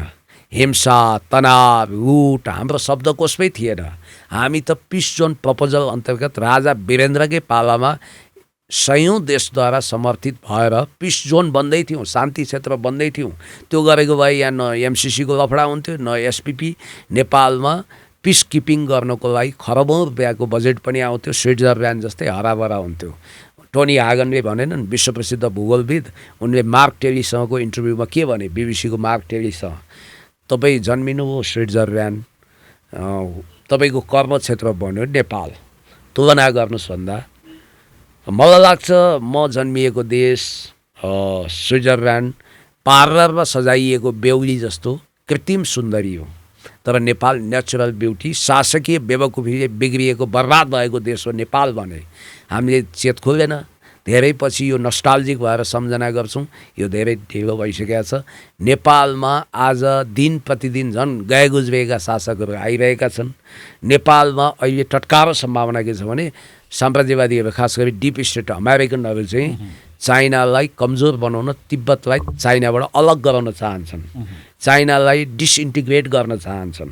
चाइनालाई त्यो गर्न सक्छ र? सुन्नु न, प्रयत्न त उसको छ नि त। त्यसको लागि उसले नेपालमा बेस क्याम्प बनाउनु पर्यो, नेपालमा आर्मी छिराउनु पर्यो। पहिला अन्मिन अन्तर्गत उसले आर्मीलाई राख्न खोजेको थियो स्थायी रूपमा, जुन माओवादीको सैनिक समायोजन गर्ने नाउँमा संयुक्त राष्ट्रसङ्घीय सेनाको कभरमा अमेरिकन सेनाहरू थिए। तर त्यो चाहिँ सम्भव भएन। इयान मार्टिन र करेन ल्याङ्ग्रेनलाई अनुरोध गरियो, पछि वान किमुन गुहारियो। सायद उनी एसियन नभइदिएको भए यो सम्भव हुँदैन थियो। अमेरिकी सेना स्थायी रूपमा संयुक्त राष्ट्रसङ्घको कभरमा नेपालमा बसिरहेको थियो होला। तर त्यो वान किमुन बुद्ध मार्गी हुनुहुन्थ्यो। उसको देशमा अहिले तपाईँको अमेरिकी सेना बसेको छ। त्यहाँका नागरिकहरू तीनौँ जस्तो धर्नामा हुन्छन्। त्यो अमेरिका तिम्रो सेना लैजाऊ भनेर भन्छन्। हजुर तपाईँ भन्दै थियो वान किमुनको कुरा आएको भएर चाहिँ गो याङ्की गो होम भनेर त ल्याटिन अमेरिकामा नारै लाग्यो नि। त्यसकारण अमेरिका भनेको मौतको सौदागर, युद्धको व्यापारी भनेर कति pirates and emperor, new and world, media control, understanding power जस्तो विश्वप्रसिद्ध कृतिका लेखक अमेरिकी भाषाविद नोम चम्स्कीले यो कुरा भन्नुभएको छ। त्यसकारण म तपाईँलाई के भन्छु भने तिब्बत र ताइवानलाई अलग थलग गरेर, चीनलाई डिसइन्टिग्रेट गरेर विश्व महाशक्ति हुनबाट रोक्न र न्यू ग्लोबल अर्डरलाई गर्वमै तुल्याउन र BRI belt and road initiative अन्तर्गत संसारमा भएको खरबौँ लगानीलाई भताभुङ्ग पार्न अमेरिका, पश्चिमी युरोपका कति देशहरू, NATO, North Atlantic Treaty Organization आकुल व्याकुल भएर लागेको अवस्थामा हामीले नेपालमा सबै खाले धार्मिक अतिवाद, सबै खाले जातीय अतिवाद, सबै खाले युद्ध, सबै खाले अशान्तिहरूलाई यदि आउटराइट रिजेक्ट गरेनौँ, यसलाई ढिम्किन पनि नदिने वातावरण बनाएनौँ, यदि हामी शान्त रहेनौँ, यदि हामी मिलिजुली रहेनौँ, यदि हामी भाइ फुटे गवार लुटेको नीतिमा गयौँ भने हामी बर्बाद हुन्छौँ। किनभने हामी खुकुरीको धारमा टेकेर हिँडेका छौँ। त्यस कारणले अब गोपाल योन्जनको उही गीत छ नि, म झुक्दै नझुक्ने नेपालको छोरो, यो गीत गाएर मात्रै अब नेपाल बच्ला। यो गीतलाई मनसा बाचा कर्मणा आत्मसात गरौँ, तर यो देश जोगाउन एउटै शर्त हो, हामी आणविक हतियार लिएर कसैसँग जुझ्न सक्दैनौँ। यो हाम्रो ग्राउन्ड रियालिटी हो। हिजो हामी शान्तिको मार्गबाट देशलाई जोगाउन सक्छौँ। जस्तो हिन्दू भनियो नि, मलाई ताजुब लाग्छ। अब म वैदिक सनातनी, मलाई लाग्छ हामी सबै नै वैदिक सनातनी हुनुपर्छ बुझ्नेहरू। किनभने मलाई आज पनि सम्झना छ, 60 को दशकमा म अखबारहरूमा खुब लेख्थेँ, अखबार रङ्गीन थियो। स्वामी प्रपन्नाचार्य नामले चिनिने काले राईज्यू, जो 35 वर्षमा कखरा छिचोलेर महाविद्वान बन्नुभयो, उहाँको वेदमा के छ भन्ने किताबमाथि अन्तर्क्रिया थियो र वान अफ दि वक्ताको रूपमा म पनि थिएँ। त्यतिखेर उहाँले भनेको एउटा शब्दले मेरो आँखाबाट आँसु आयो। के थियो त्यो शब्द? उहाँले के भन्नुभयो भने, यो देश भविष्यमा खण्डित गर्नु छ भने यहाँ धार्मिक लडाइँ गर्न सक्छन्, जातीय लडाइँ गर्न सक्छन्, तर याद गर्नुहोला धर्म एउटै छ। वेद व्यासद्वारा प्रणीत, वेद व्यासद्वारा लिखित, जुन वेद व्यासले निर्माण गरेको धर्म, त्यो भनेको वैदिक सनातनी। हाम्रो सनातनी धर्म हो जो विज्ञान सम्मत छ, जहाँ जातीय छुवाछुत छैन, भेदभाव छैन, कुनै पनि खालको भेदभाव छैन, उच्च निचोको कुरै छैन। त्यो वैज्ञानिक धर्म हो जहाँबाट विज्ञानका धेरै आविष्कारहरू भएका छन्। तर पछि हामीले अनेक सम्प्रदाय र पन्थ खडा गर्दै त्यसैलाई धर्म भन्दै हिँड्यौँ। हेर्नुहोस्, वास्तविक कर्म नै धर्म हो क्या। यो बत्तीको धर्म भनेको प्रकाश छर्ने हो, तपाईँको धर्म सही सूचना सम्प्रेषण गर्ने हो, मेरो धर्म भनेको समाज सेवा गर्ने, राजनीतिक मार्फत देश बदल्ने हो, डाक्टरको धर्म उपचार गर्ने हो भने जस्तै वास्तविक धर्म चाहिँ त्यो कर्म नै धर्म हो। हेर्नुहोस् है, टिचरको धर्म भनेको सही शिक्षा दिने हो। त्यसकारण त्यो धर्मबाट च्युत भएकै उनीहरूले आज दुनियाँ बाँच्न लायक नहुने हो कि भन्ने हामीलाई चिन्ता भयो। गायकले गीत गाउन छोड्छ, राजनीति गर्छ, अब त्यहाँ धर्म पालन भएन, संसारको ब्यालेन्स खजबजिनी भयो। भनाइको मतलब संसारले शान्ति खोजेको छ, तपाईँ न्युक्लियर प्रतिस्पर्धामा जानुहुन्छ। स्ट्राटेजिक आर्म्स रिडक्सन ट्रिटी तत्कालीन अमेरिकी राष्ट्रपति रोनाल्ड रेगन र जर्ज बुसको बिचमा भयो, त्यसको पालना भएन, त्यही धर्म खत्तम भयो। अब संसार आणविक सन्तासमा छ, हाइड्रोजन बमहरू छन्, पृथ्वीलाई दर्जनौचोटि ध्वस्त पार्ने आणविक बमहरू, हाइड्रोजन बम बनेका छन्, इन्टरकन्टिनेन्टल ब्यालिस्टिक क्षेपणास्त्र उत्पादन भएको छ। संसार त एउटा ब्यालेन्समा चलेको छ नि त, होइन? चेक एन्ड ब्यालेन्समा जान्छ नि त। मैले भन्न खोजेको त्यो बेला उहाँले भन्नुभयो किराँत, बोन, जैन, सिख, हिन्दू, मुस्लिम, क्रिस्चियन, यो सब सम्प्रदाय पन्थ पूजाविधि हो। अब यहाँ के हो, मेरो धर्मभन्दा ठुलो दुनियाँमा अर्को धर्म छँदैछ, म हिन्दू हुँ। अर्कोले भन्छ जय श्री राम। हेर्नुहोस् न, यो शब्दमा अलिकति एलाबोरेट गरिदिन्छु कि अब अहिले त मान्छे नि, तपाईँको मान्छेको त हुन्छ नि, त्यो हुलिया देखेर चाहिँ जज गर्ने बेला भयो क्या, यो मान्छेले अब कतै मलाई हानि पाल्ने हो कि भनेर क्या। अनि त्यस्तो भइसकेको छ दुनियाँ। मान्छे अनप्रेडिक्टेबल, भविष्यवाणी गर्नै नसकिने किसिमले उग्र भइसकेका छन्। अनि तपाईँलाई लाग्छ, तपाईँ भन्नाले मैले मेटाफोरिको रूपमा भने फेरि तपाईँ वैदिक सनातनी, मलाई थाहा छ, अल्लाह अकबर, दुनियाँमा अल्लाहभन्दा ठुलो देवता कोही छैनन्। हेर तेरो धर्मलाई त यसरी म लोपर देखाइदिन्छु भन्छ, उसले यसरी मुख दिन्छ, ऊ यसो गर्छ, तेरो माता गाई त म आफ्नो भोजन बनाउँछु भनेर निर्ममतापूर्वक गाईको हत्या गर्छ। अर्को हुन्छ, अरे भगवान् यीशु ख्रिस्टभन्दा ठुलो कोही छ, उहाँ जस्तो देवता भन्छ। यिनीहरू अरूको त देवतै होइन। अल्लाह हेर्नुहोस्, प्रकृति पूजकको आफ्नै छ, किराँतको आफ्नै छ, बुद्ध मार्गीको आफ्नै छ। त्यसलाई के भन्नु सक्यो होला, मानव सभ्यता भन्न सकिएला नि त, ह्युमन सिभिलाइजेसन, ह्युमन यसलाई, किनकि मान्छे आफ्नो जीविकोपार्जन गर्दै गर्दाखेरि हिजो मान्छेले जे कुरालाई इम्प्लिमेन्ट गर्न थाल्यो त्यही कुरा चाहिँ कतै न कतै यो हुन आउने हो कि जस्तो के होइन नि। यसमा एकदम प्लेन एन्ड सिम्पल वर्डमा म तपाईँलाई यसको निष्कर्ष दिइहाल्छु। हामी धर्म एउटै छ, वैदिक सनातनी, कर्म पनि धर्म हो। हामीले विज्ञानसम्मत ढङ्गले जातीय छुवाछुत, वर्गीय भेदभाव बिनाको पृथ्वीलाई न्यायिक र अर्थपूर्ण बनाउनुपर्छ। कार्ल मार्क्सको क्लाइमेक्स पनि त्यही हो, संसारमा शोषण नहोस्, विभेद नहोस्, आर्थिक विषमता नहोस्, कोही खरबपति कोही भेखमङ्गा नहोस् भनेको न हो। मार्क्सको र हाम्रो धार्मिक ग्रन्थको वेदको निष्कर्ष एकै हो। यो नबुझेको हो क्या मान्छेले। न्यायपूर्ण समतामूलक पृथ्वी हो। एकजना दार्शनिकले भन्थे मानव सभ्यताको सबभन्दा ठुलो विडम्बना पृथ्वीलाई केक काटे जसरी काट्नु हो, टुक्रा टुक्रामा देशहरूमा विभाजित हो। अब गर्नुहुन्छ के, रगतले हाम्रो सिमाना कोरियो। अब यो नै हाम्रो अहिलेको हर्स्ट रियालिटी हो। तपाईँ जमिनी यथार्थबाट बाहिर जान सक्नुहुन्छ।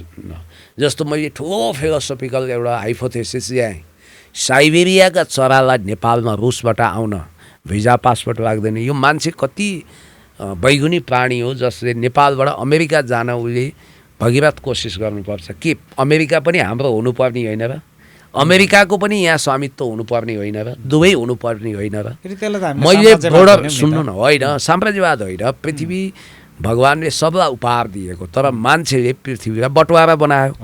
जब पृथ्वीको नियम नै देशहरू मार्फत चल्छ भनेर यो व्यवस्थापन गरिएको छ, सारा कानुन बनेको छ कि पृथ्वीको नियमै फेरिनु पर्यो उलटपुलट भएर। पृथ्वीलाई फेरि एउटा नक्सा जहाँ कुनै देश हुने छैनन्, कार्ल मार्क्सले त्यही भने हो नि त, जहाँ शोषण हुने छैन, धनी गरिब हुने छैनन्, सबैको लागि सबै उपलब्ध हुनेछ। कि त्यो मान्यतामा ब्याक टु नेचर तरिकाले जिन ज्याक रुसोले भने जस्तो फर्किनु पर्यो, कि त तपाईँले अहिले चलिरहेको सिस्टमलाई अझ व्यवस्थित गरेर शान्तिमय ढङ्गले जीवन जिउने हो। अब अहिले हामीले यो बदल्न सक्दैनौँ। पृथ्वीलाई फेरि अमेरिका, युरोप, एसियामा विभाजित नगरिकन, अफ्रिकामा विभाजित नगरिकन, अर्थ इज अर्थ।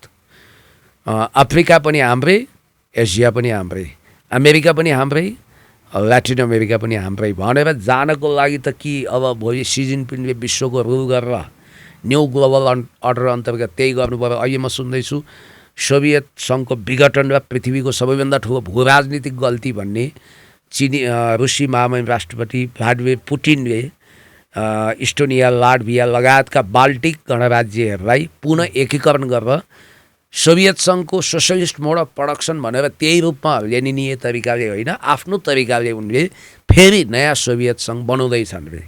कि त्यो खालको मोरल अथोरिटी र फिजिकल पावर भएको शासक चाहियो? नभए त हामीले बनाएका नियमभित्रै हामी शान्तिपूर्ण हुने हो नि त। हामी हाँसी खुसी गर्ने, हाम्रो इन्रिचमेन्ट समृद्धि यहीँ होइन। हाम्रो पाहुना घरमा आउँदै गर्दाखेरि नचिनेको मान्छे राति साँझमा आइपुग्यो भने खाना खुवाएर अतिथि देव मजाले चाहिँ तपाईँको बास दिएर कहाँको हुन्, को हुन् परिचय गरेर आफन्त जस्तो। मलाई थाहा छ क्या सर, मेरो बाल्यकालमा त्यस्तो अवस्था थियो, तपाईँले पनि त्यो भोग्नुभयो होइन। तर अहिले त अब मान्छे देख्दै गर्दाखेरि को पर पर भनेर धपाउनु पर्ने, भाग्नु पर्ने, त्यो त्रासदी। हामी कहाँ एउटा उखान छ के, आग लागि झोपडी डेढ घडी भद्रा भन्छ। यो धेरैले बुझ्दैनन् होइन। फेरि यो बढी बाठो हो, आफूलाई मात्रै ज्ञानी ध्यानी सम्झ्यो भन्नु। यो उखान धेरै कमले सुनेका छन्, नसुने होइन, धेरै कमले सुनेका छन्। आग लागि झुपडी डेढ घडी भद्रा भनेर चाहिँ के हो भने एउटा पण्डित हिँडिरहेको रहेछ, ज्योतिषी, अनि त्यसपछि घरमा आगो लाग्नु लागिसक्यो, ऊ चाहिँ भद्रा कहिले छ भनेर हेर्दो रहेछ कि सायद। त्यसरी त भएन नि त होइन। अब त्यसकारण हामीले हरेक कामहरू ढिलो गरिरहेका छौँ। हामी घटनाबाट चेतनाको पाठ सिक्दैनौँ। मसँग यहाँ एउटा तपाईँले बाइ द वे प्रसङ्ग ल्याउनु। मलाई वर्षौँदेखि साथीहरूले एउटै गुनासो गर्नुभएको छ, जो अहिले अधवंशी हुँदै गर्नुभएको छ। त्यो जेनेरेसन चाहिँ मेरो आर्टिकल पढेर हुर्कियो, म सरहको उमेरको साथीहरू। अब मैले आफ्नो मेन स्ट्रिम मिडिया त्यतिखेर प्रेसहरू, अन्नपूर्ण पोस्ट होइन, काठमाडौँ पोस्टमा तपाईँले लेख्नुभयो होइन, काठमाडौँ पोस्ट लगायतका मिडियामा यो मेरो तपाईँहरूले यदि सेल्फ एडभर्टिजमेन्ट ठान्नुहुन्छ भने पनि मेरो आपत्ति छैन। विश्व राजनीतिक आँखी झ्याल। हजुर थोरै म हेर्छु ल। एके वाह कस्तो दामी छ त यो त हौ। तपाईँले त खतरा गर्नुभएछ त तपाईँले त। ल हो, यहाँ चाहिँ मैले यो कति पेजको छ सर? यो अहिले 100 पेज अझ थपिँदैछ। मैले अघि नै भने जेनजी पछिको नेपाल अर्थात् रवि लामिछाने, बालेन शाह र त्यसपछि हर्क साम्पाङज्यूको विषयमा थप च्याप्टर गर्दैछु। यहाँ मेरो जस्तो उत्तर आधुनिकतावाद, विश्व आर्थिक सङ्कट, विश्व राजनीतिको आँखी झ्याल, यो सबै मेरो समेटिएको छ। र यो पढेपछि मान्छेलाई के थाहा हुनेछ भने यो मेरो घमण्ड होइन, यथार्थको स्वीकारोक्ति हो। यो पढेपछि पुण्य गौतम भनेको हचुवामा युट्युबमा अथवा सामाजिक सञ्जालमा ठुल्ठुला गफ गरेर उदाएको रवि लामिछाने, बालेन शाह वा ज्ञानेन्द्र साई होइन। यो मान्छेमा डिप नलेज रहेछ भन्ने कुरो उहाँहरूले बुझ्नुहुनेछ भनेर मलाई यो किताब हेरेपछि केही साथीहरूले भन्नुभयो। जस्तो यहाँ मेरो why the Maoist want talk युद्धकालका लेखहरू होइन, अनि त्यसपछि imperial counter offensive in Latin America, Hugo Chavez the fire brand revolutionary icon, यस्ता आर्टिकलहरू भेनेजुएलाको राष्ट्रपति तत्कालीन राष्ट्रपतिको विषयमा। त्यसै गरी socialism the matter of great significance आदि इत्यादि, imperial counter offensive in Latin America लगायत नेपाली र अङ्ग्रेजी भाषाका आर्टिकलहरू समेटिनेछन् र यो अलिक क्लासिकल पाराको छ। चिनिया राष्ट्रपति सी जिनपिङ, रुसी राष्ट्रपति भ्लादिमिर पुटिन लगायतका ओल्ड क्लास लिडरहरूको विषयमा, स्टेट्सम्यानको विषयमा पनि मैले लेखेका छु र तपाईँहरूको लाइब्रेरीको शोभा अवश्य यसले बढाउनेछ र मलाई लाग्छ अहिले मलाई अन्डर रेटेड मानिरहनु भएको, मलाई अन्डरमाइन गरिरहनु भएका, हुन त उहाँ रिसर्च आर्टिकल लेखेर पत्रकारितामा महारत हासिल गरेर चम्किएको होइन, शब्दको जादु गरेर चम्किला क्यामेराहरूको आवरणमा सुकिलो कोट मिठो डिनर खाएर देश विदेश घुमेर महान पत्रकार कहलाउनु भएका उहाँहरू मदनमणि दीक्षित जस्तो कलम चलाएर, गोपालदास श्रेष्ठ जस्तो कलम चलाएर, हरिहर बिरई जस्तो अथवा कनकमणि दीक्षित जस्तो अक्षरको साधना गरेर होइन कि शब्दको पूर्वपक्ष गरेर अहिले बडो हाइलाइट हुनुभएका विद्वान ज्ञानी ध्यानी कहलाउनु भएका राजेन्द्र बानिया र टिकाराम यात्री जसको कुनै रिसर्च आर्टिकल मैले पढ्न पाएको छैन, उहाँहरूले पनि आज पुण्य गौतम युट्युबतिर बोल्ने किन महत्त्व दिनु भनेर भनिरहनु भएको छ। सायद अब उहाँहरूले म यदि सत्तामा पुगेँ भने त मैले किताब ननिकाले पनि मलाई अवश्य मेरो ढोका ढकढकाउनुहुन्छ। सत्तामा पुग्नु अगाडि नै मलाई थाहा छ एक दिन त सत्यको सत्ता स्थापना हुन्छ र म अवश्य पुग्नेछु, तर त्योभन्दा अगाडि नै यो किताब पढेपछि कमसेकम 3 दिन तयारी गरेर मात्रै आफ्नो स्टुडियोको पाहुना मलाई बनाउनु हुनेछ। तपाईँले पनि हिजो हर्क साम्बाङजीले एउटा वीरेन्द्र जैरूजीलाई भन्नुभएको थियो अस्ति कुन दिन, त्यो स्वाभाविक हो। वीरेन्द्र जैरू पनि त्यसरी नै बोल्नुभयो क्या, होइन त्यसकारण हर्क साम्बाङ र तपाईँको त्यो कता कतै त्यो यो मिल्या हो कि जस्तो लाग्ने कि सालदाल मिल्या त होइन। होइन मैले भनेको वीरेन्द्र जैरूलाई मेरो अन्तर्वार्ताले पत्रकारिता छोडेर राजनीतिमा आउने बनाइदिन्छु भन्नुभयो तपाईँले पनि। मैले जबसम्म उहाँहरूले यो लेभलको किताब लेख्नुहुन्न तबसम्म मैले मभन्दा बढी परिपक्व ज्ञानी उहाँहरू हुनुहुन्छ भनेर कसरी विश्वास गरौँ। होइन अस्ति एकजना प्रोफेसरसँग मैले यही काउचमा अन्तर्वार्ता गरेको थिएँ, त्यसपछि अफ क्यामेरा चाहिँ मैले उहाँ लिएर जाँदै गर्दाखेरि उहाँले के भन्नुभयो भने म त कफी खाँदै गर्दाखेरि चाहिँ मलाई यो भन्न मिल्छ मिल्दैन मलाई थाहा छैन, केही छैन मैले भनिदिएँ। मलाई के भन्नु भने मलाई फोन गरेँ 7 चोटि जति फोन गरेँ, अनि एउटा अन्तर्वार्ता गरिदिनु पऱ्यो भनेर भन्नुभयो भन्यो। तर मैले चाहिँ अब जुन समयमा मलाई तिमी चाहिएको थियो त्यतिखेर तिमीलाई मलाई मतलब गरेनौ, आज तिमी मलाई चाहिएको छैन, द्याट्स वाइ म एभाइलेबल छैन भनेर भनिदिएँ। ठिकै हो, आफ्नो डिग्निटी स्वाभिमान राख्नुपर्छ। तपाईँको पनि त्यो दिन मलाई पनि त्यो खासियत तपाईँको यो तर्क जुन तर्क तपाईँले अहिले दिनुभयो, इतिहासका हरेक ग्रेट फिलोसोफर, ठुला राइटर, महान नेताहरूलाई आफ्नो सङ्घर्षको कालखण्डमा होच्याइएको छ, अपमानित गरिएको छ, सताइएको छ। टपरटुइया मान्छे मात्रै क्षणिक समय अभिनन्दित हुन्छन् र पछि आउटडेटेड हुन्छन्, झिलिक्क देखिन्छन्, मिलिक्क हराउँछन्।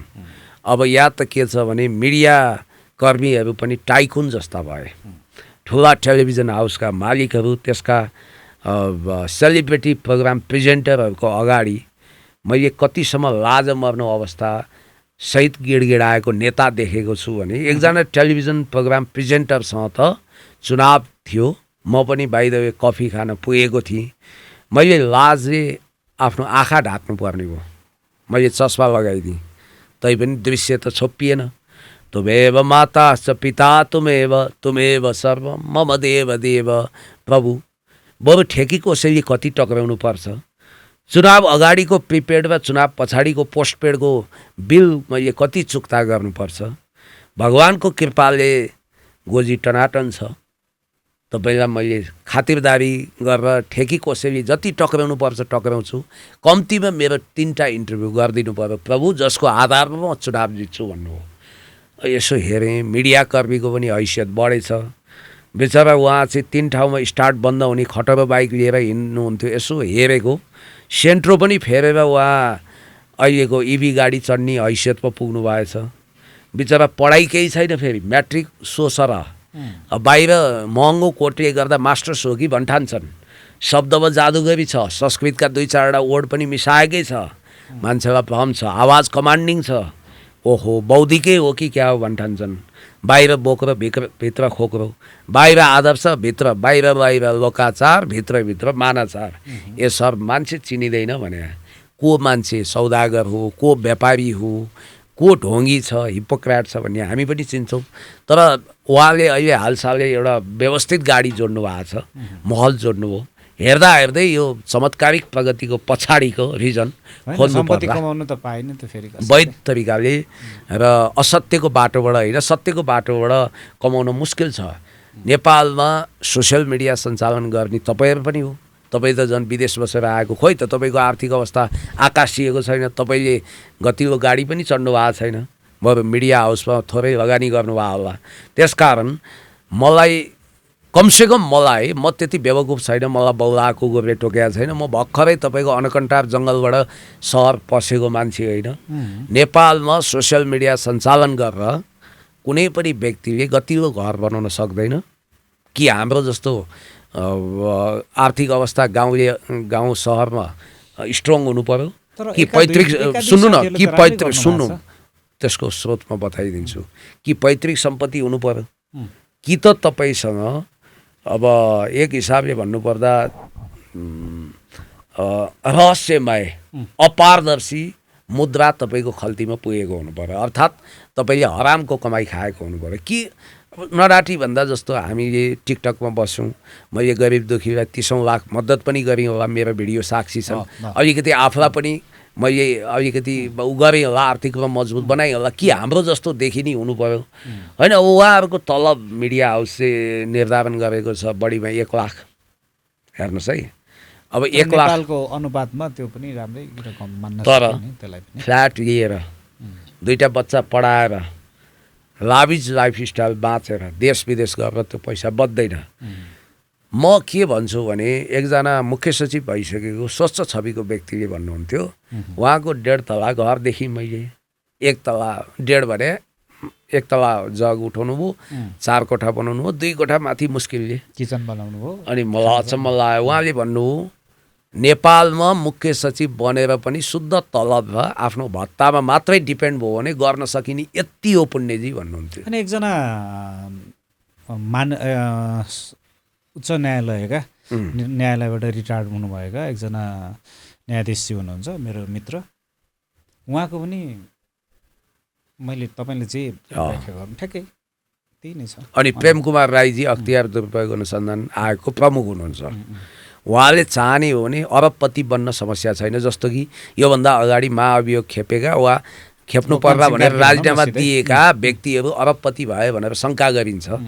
आजको प्रेम कुमार राईको अवस्था हेर्नुहोस्, उहाँ 40 वर्ष भएछ प्रशासनमा छिरे, 43 सालदेखि अनवरत हुनुहुन्छ।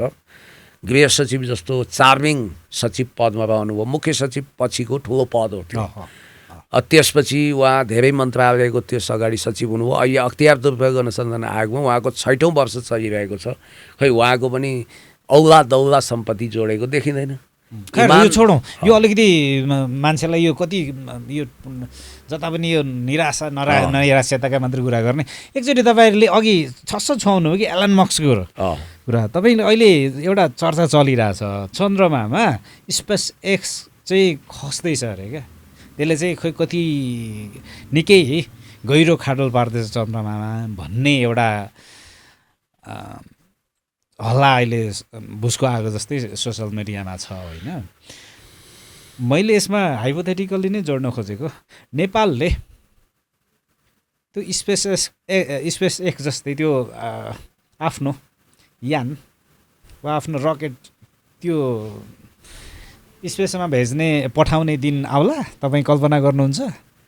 अब नेपाल पनि एउटा देश हो, पठाउला त। नेपाल विकसित समृद्ध भयो भने अहिले तत्काल त भन्न सक्दिनँ, कैयौँ वर्षपछि सक्छ, कैयौँ वर्षपछि। We have to be very realistic. हेर्नुहोस्, महाकवि लक्ष्मीप्रसाद देवकोटाले उद्देश्य के लिनु उडी छुनु चन्द्र एक भन्दा उहाँलाई हाँसोको पात्र बनाएर तपाईँको मुकुम यो मानौँ, पाथिभरादेखि लिएर सगरमाथाको चुचुरोदेखि यो जति पनि हाम्रो यो छ नि पुण्यसर यो के अरे यो महाभारत डाँडा चुरे पर्वत श्रृङ्खलाहरूमा चाहिँ हाम्रा नेपाली सेनाले फलाना फलाना भनेर क्षेत्र ताकेर चाहिँ राखेको मिसाइलहरू होला नि होइन असम्भव के छ र मैले अघि तपाईँलाई भनेको त्यो सम्भव छ तपाईँलाई के लाग्छ क्या यो किनकि हामी पनि फर्स्ट वर्ल्डलाई कल्पना त गरौँ पहिलो संसारलाई पहिलो विश्वलाई कल्पना त गर्न सकिने यद्यपि हामी तेस्रो संसारमै छौँ क्या इमेजिनेसनबाटै इनोभेसन हुने हो हामी त्यहाँ पुग्न आविष्कार डिस्कभर एक्सप्लोर हुने भनेको पहिला इमेजिनेसनको तहबाट कल्पनाको तहबाट मैले अघि भने वाक्यलाई मैले इन्टरप्रिटेसन गर्न पाइनँ महाकवि लक्ष्मीप्रसाद देवकोटाले जब उद्देश्य के लिनु उडी छुनु चन्द्र एका लेख्नुभयो धेरैले उहाँको दिमाग रड्क्यो पेज किला रड्क्यो तार खुस्क्यो दिमागको भने उहाँमा थियो असाधारण प्रतिभा र कल्पनाशीलता भविष्य दृष्टि त्यसको 2 वर्षपछि नील आर्मस्ट्रङले चन्द्रमामा पहिलोचोटि पाइला टिके अहिले स्पेस एक्सको कुरा चलेको छ त्यसलाई धेरैले हाँसोमा उडाउलान् भयो तर असम्भव केही छैन र नेपालले गर्न सक्ने सम्भावनाका कुराहरूमा पनि असम्भव छैन तर त्यसको लागि चाहियो दृढ सङ्कल्प वैज्ञानिक योजना हाम्रो त अहिले मन्त्रालय नै बनिसक्यो नवप्रवर्तन भनेर नवप्रवर्तन जी हाम्रो मन्त्री हुनुहुन्छ वैज्ञानिक भने पनि वैज्ञानिक होइन कि वैज्ञानिक भनेर हल्ला पिटाइएको व्यक्ति त्यहाँ छन् उहाँले वैज्ञानिक भनेर के चाहिँ आविष्कार गर्नुभएको छ मैले अहिलेसम्म ठोसमा मूर्त रूपमा जानकारी पाएको छैन नासका वैज्ञानिकहरू हेरेको बाँदर धपाउने यो खोइ के औजार बनाएको छ होइन जुन देशमा भेलु बाजे स्वर्गवासी हुनुभयो भेलु बाजे मदन कृष्ण हरिवंशभन्दा ठुलो कमेडियन मानिन्थे कुनै समय क्षणिकको लागि जुन देशमा प्रकाश सुवेदी महान पत्रकार बन्छन् ऋषि धमला पत्रकारहरूको मसिया बन्छन् जुन देशमा रवि लामिछाने नेता हुन्छन् जुन देशमा बालेन शाह प्रधानमन्त्री बन्छन् जुन देशमा सुदन गुरुङ जस्तो मान्छेको चर्चा बिपी कोइरालाको भन्दा बढी हुन्छ त्यो देशमा महावीर पुनमा वैज्ञानिक भनिन्छ द्याट्स अल सिद्धियो सरी टु यो हाम्रो मेरो हाँसोको कारणले तपाईँहरू आएको नमान्नु होला ओके अब म तपाईँको व्यक्तिगत कुरा गरेर आजको हाम्रो बस अन्त्य गरौँ है तपाईँलाई निकै मान्छेहरूसँग तपाईँ हिँडडुल गरेको हामीले देखेका छौँ क्या सङ्गत पनि तपाईँको एकदमै छ तपाईँ एकदमै सोबर हुनुहुन्छ इन्टेलिजेन्ट हुनुहुन्छ तपाईँको यो छँदैछ मान्छे हो तपाईँलाई कहिलेकाहीँ मुख छोड्न मन लाग्छ कि लाग्दैन यो मामुवाला हुन्छ नि मुख छोड्न मन लाग्छ कि लाग्दैन म आफूलाई सम्हाल्छु कसैले मलाई मुख छोड्न लाग्यो भने म पनि न्युटनको थर्ड ल अफ मोसन त पक्कै सम्झिन्छु every action has equal but opposite reaction तर म तत्काल आफूलाई कसरी सम्हाल्छु भने सायद कुनै जन्ममा मैले यसलाई योभन्दा छाडा गाली दिएको थिएँ होला त्यो पाप आज मेरो मोचन भयो उसको क्षुद्र बाणीले र मेरो सहनशीलताले हिसाब बराबर भयो भन्छु चुपचाप हिँड्छु म बुद्धम शरणम गच्छामीको मान्छे सहनुपर्छ भन्ने मान्यता राख्छु कुनै व्यक्तिलाई थप्पड हान्नु भएको छ हानियो होला तर हान्नु हुँदैन भन्ने कुरा थाहा पाउनु अगाडि हानियो थप्पड हान्नु होइन हान्नु पाप हो कसैलाई पिट्नु कसैलाई कुट्नु भनेको हिंसा हो भन्ने कुरा बच्चामा थाहा थिएन त्यतिखेर हानियो तर जानेर बुझेर जब यो कुरा बुझेँ कसैमाथि हात छाड्नु हुँदैन हिंसा प्रतिहिंसा गर्नु हुँदैन भनेपछि चाहिँ हानेको छैन जीवनमा प्रेम भएन भने चाहिँ मान्छेको जीवन खल्लो हुन्छ भन्छन् अपूर्ण हुन्छ भन्छ कतिजना युवतीले तपाईँलाई प्रेम प्रस्ताव गरे हो किनभने तपाईँ यति लाइमलाइटमा हुनुहुन्छ क्या के छ केही छ त्यस्तो खै अब युवतीहरूको घ्राण शक्ति तीव्र भएर हो कि मेरो अररोपनले हो अब प्रेम प्रस्ताव मलाई आएन किनभने मैले युवापनको अनुभव गर्नु अगाडि नै म म्याच्योर भएँ भनेको मतलब विद्यार्थी जीवनमै नेता थिएँ विद्यार्थी जीवनमा अखिल क्रान्तिकारी अर्थात् त्यतिखेरको अखिल छैटौँको नेता टपर स्टुडेन्टको अगाडि केटीहरू अथवा अरू साथीहरू यो नन भेज ठट्टा गर्दैनन् र ऊ लगभग पहिलाको टपर स्टुडेन्ट भने आफ्नो सर्कलको तानाशाह हो शिक्षकले पनि कदर गर्छन् उसलाई यो त जान्नेछ भन्ने हैन मोनिटर पनि भइयो त्यसकारण मैले विवाह गरेँ सिधै विवाह गरेपछि मेरो प्रेम विवाह भयो तपाईको मेरो विवाह भन्न मिल्छ भन्ने हैन अब विवाह भयो बच्चा 3टा भए सिद्धिको सिद्धि फेरि त्यो भनेपछि म कति वर्षको हो भनेर भन्नुपर्ने हुन्छ म आफ्नो आयु एज जोगाउन चाहन्छु किनभने मलाई तपाईँले जति वर्षको देख्नुहुन्छ त्यति ठान्नुहोस् किन भने अब यहाँ हेर्नुहोस् यहाँ उमेरको कुरा झिकेर बबन्डर गर्छन् अब त तपाईँको चुनाव लड्ने उमेर पनि गयो भन्छन् नन टेस्टेड मान्छेहरू 90 वर्ष हुँदा पनि जाँदैन हौ चुनाव लड्ने टेस्टेड छैन भने अब मलाई तपाईँले कति वर्षको ठान्नुहुन्छ 30 35 40 45 50 को त ठान्नुहुन्न होला बस त्यही सोच्नुहोस् तपाईँको श्रीमतीज्यू म्याडम अपेक्षा अधिकारीजीसँग मेरो पनि भेट भएको छ मैले उहाँसँग कुरा गरेको छु मैले उहाँलाई भेट्दै गर्दा एकदमै उहाँ चाहिँ अब तपाईँको पोलिटिकल साइन्समा नि उहाँले मास्टर्स गर्नुभएको छ होइन एकदमै इन्टेलेक्चुअल हुनुहुन्छ कुरा त्यो मिलिहाल्छ कि त्यो अलिकति त्यो लेभलको मान्छेसँग चाहिँ त्यो कुरा टक्क मिल्न गइहाल्छ कि कहाँ कहाँ के खोजेको नि भेटिहालिन्छ नि त उहाँले तपाईँलाई प्रेम प्रस्ताव गर्नुभयो कि उहाँसँग तपाईँको मागी विवाह भयो कसरी पुण्य गौतमलाई चाहिँ कसरी अपेक्षा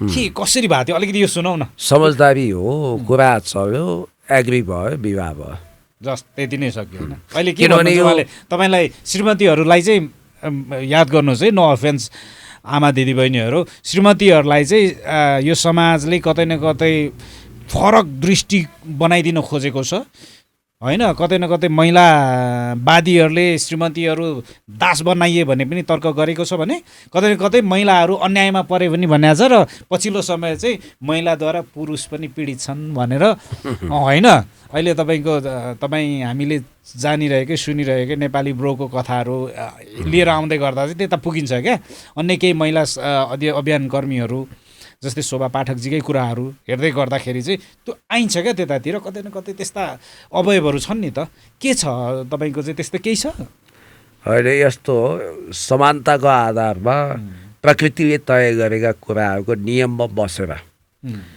पति र पत्नी बिचको धर्म र प्रेम निर्वाह गर्दै अगाडि बढ्दै जाँदा कुनै समस्या आउँदैन केही त्यस बिचमा अब प्राकृतिक ढङ्गले केही त्यस खालको बहस भएछ भने पनि त्यो सकारात्मक निष्कर्षमा पुग्छ मेरो त्यस्तै हो तपाईँको परिवार साह्रै खुसी देख्छु क्या आज आम दर्शकहरूले जसले हामीलाई हेर्दै हुनुहुन्छ त्यो खुसी परिवार बनाउनको लागि चाहिने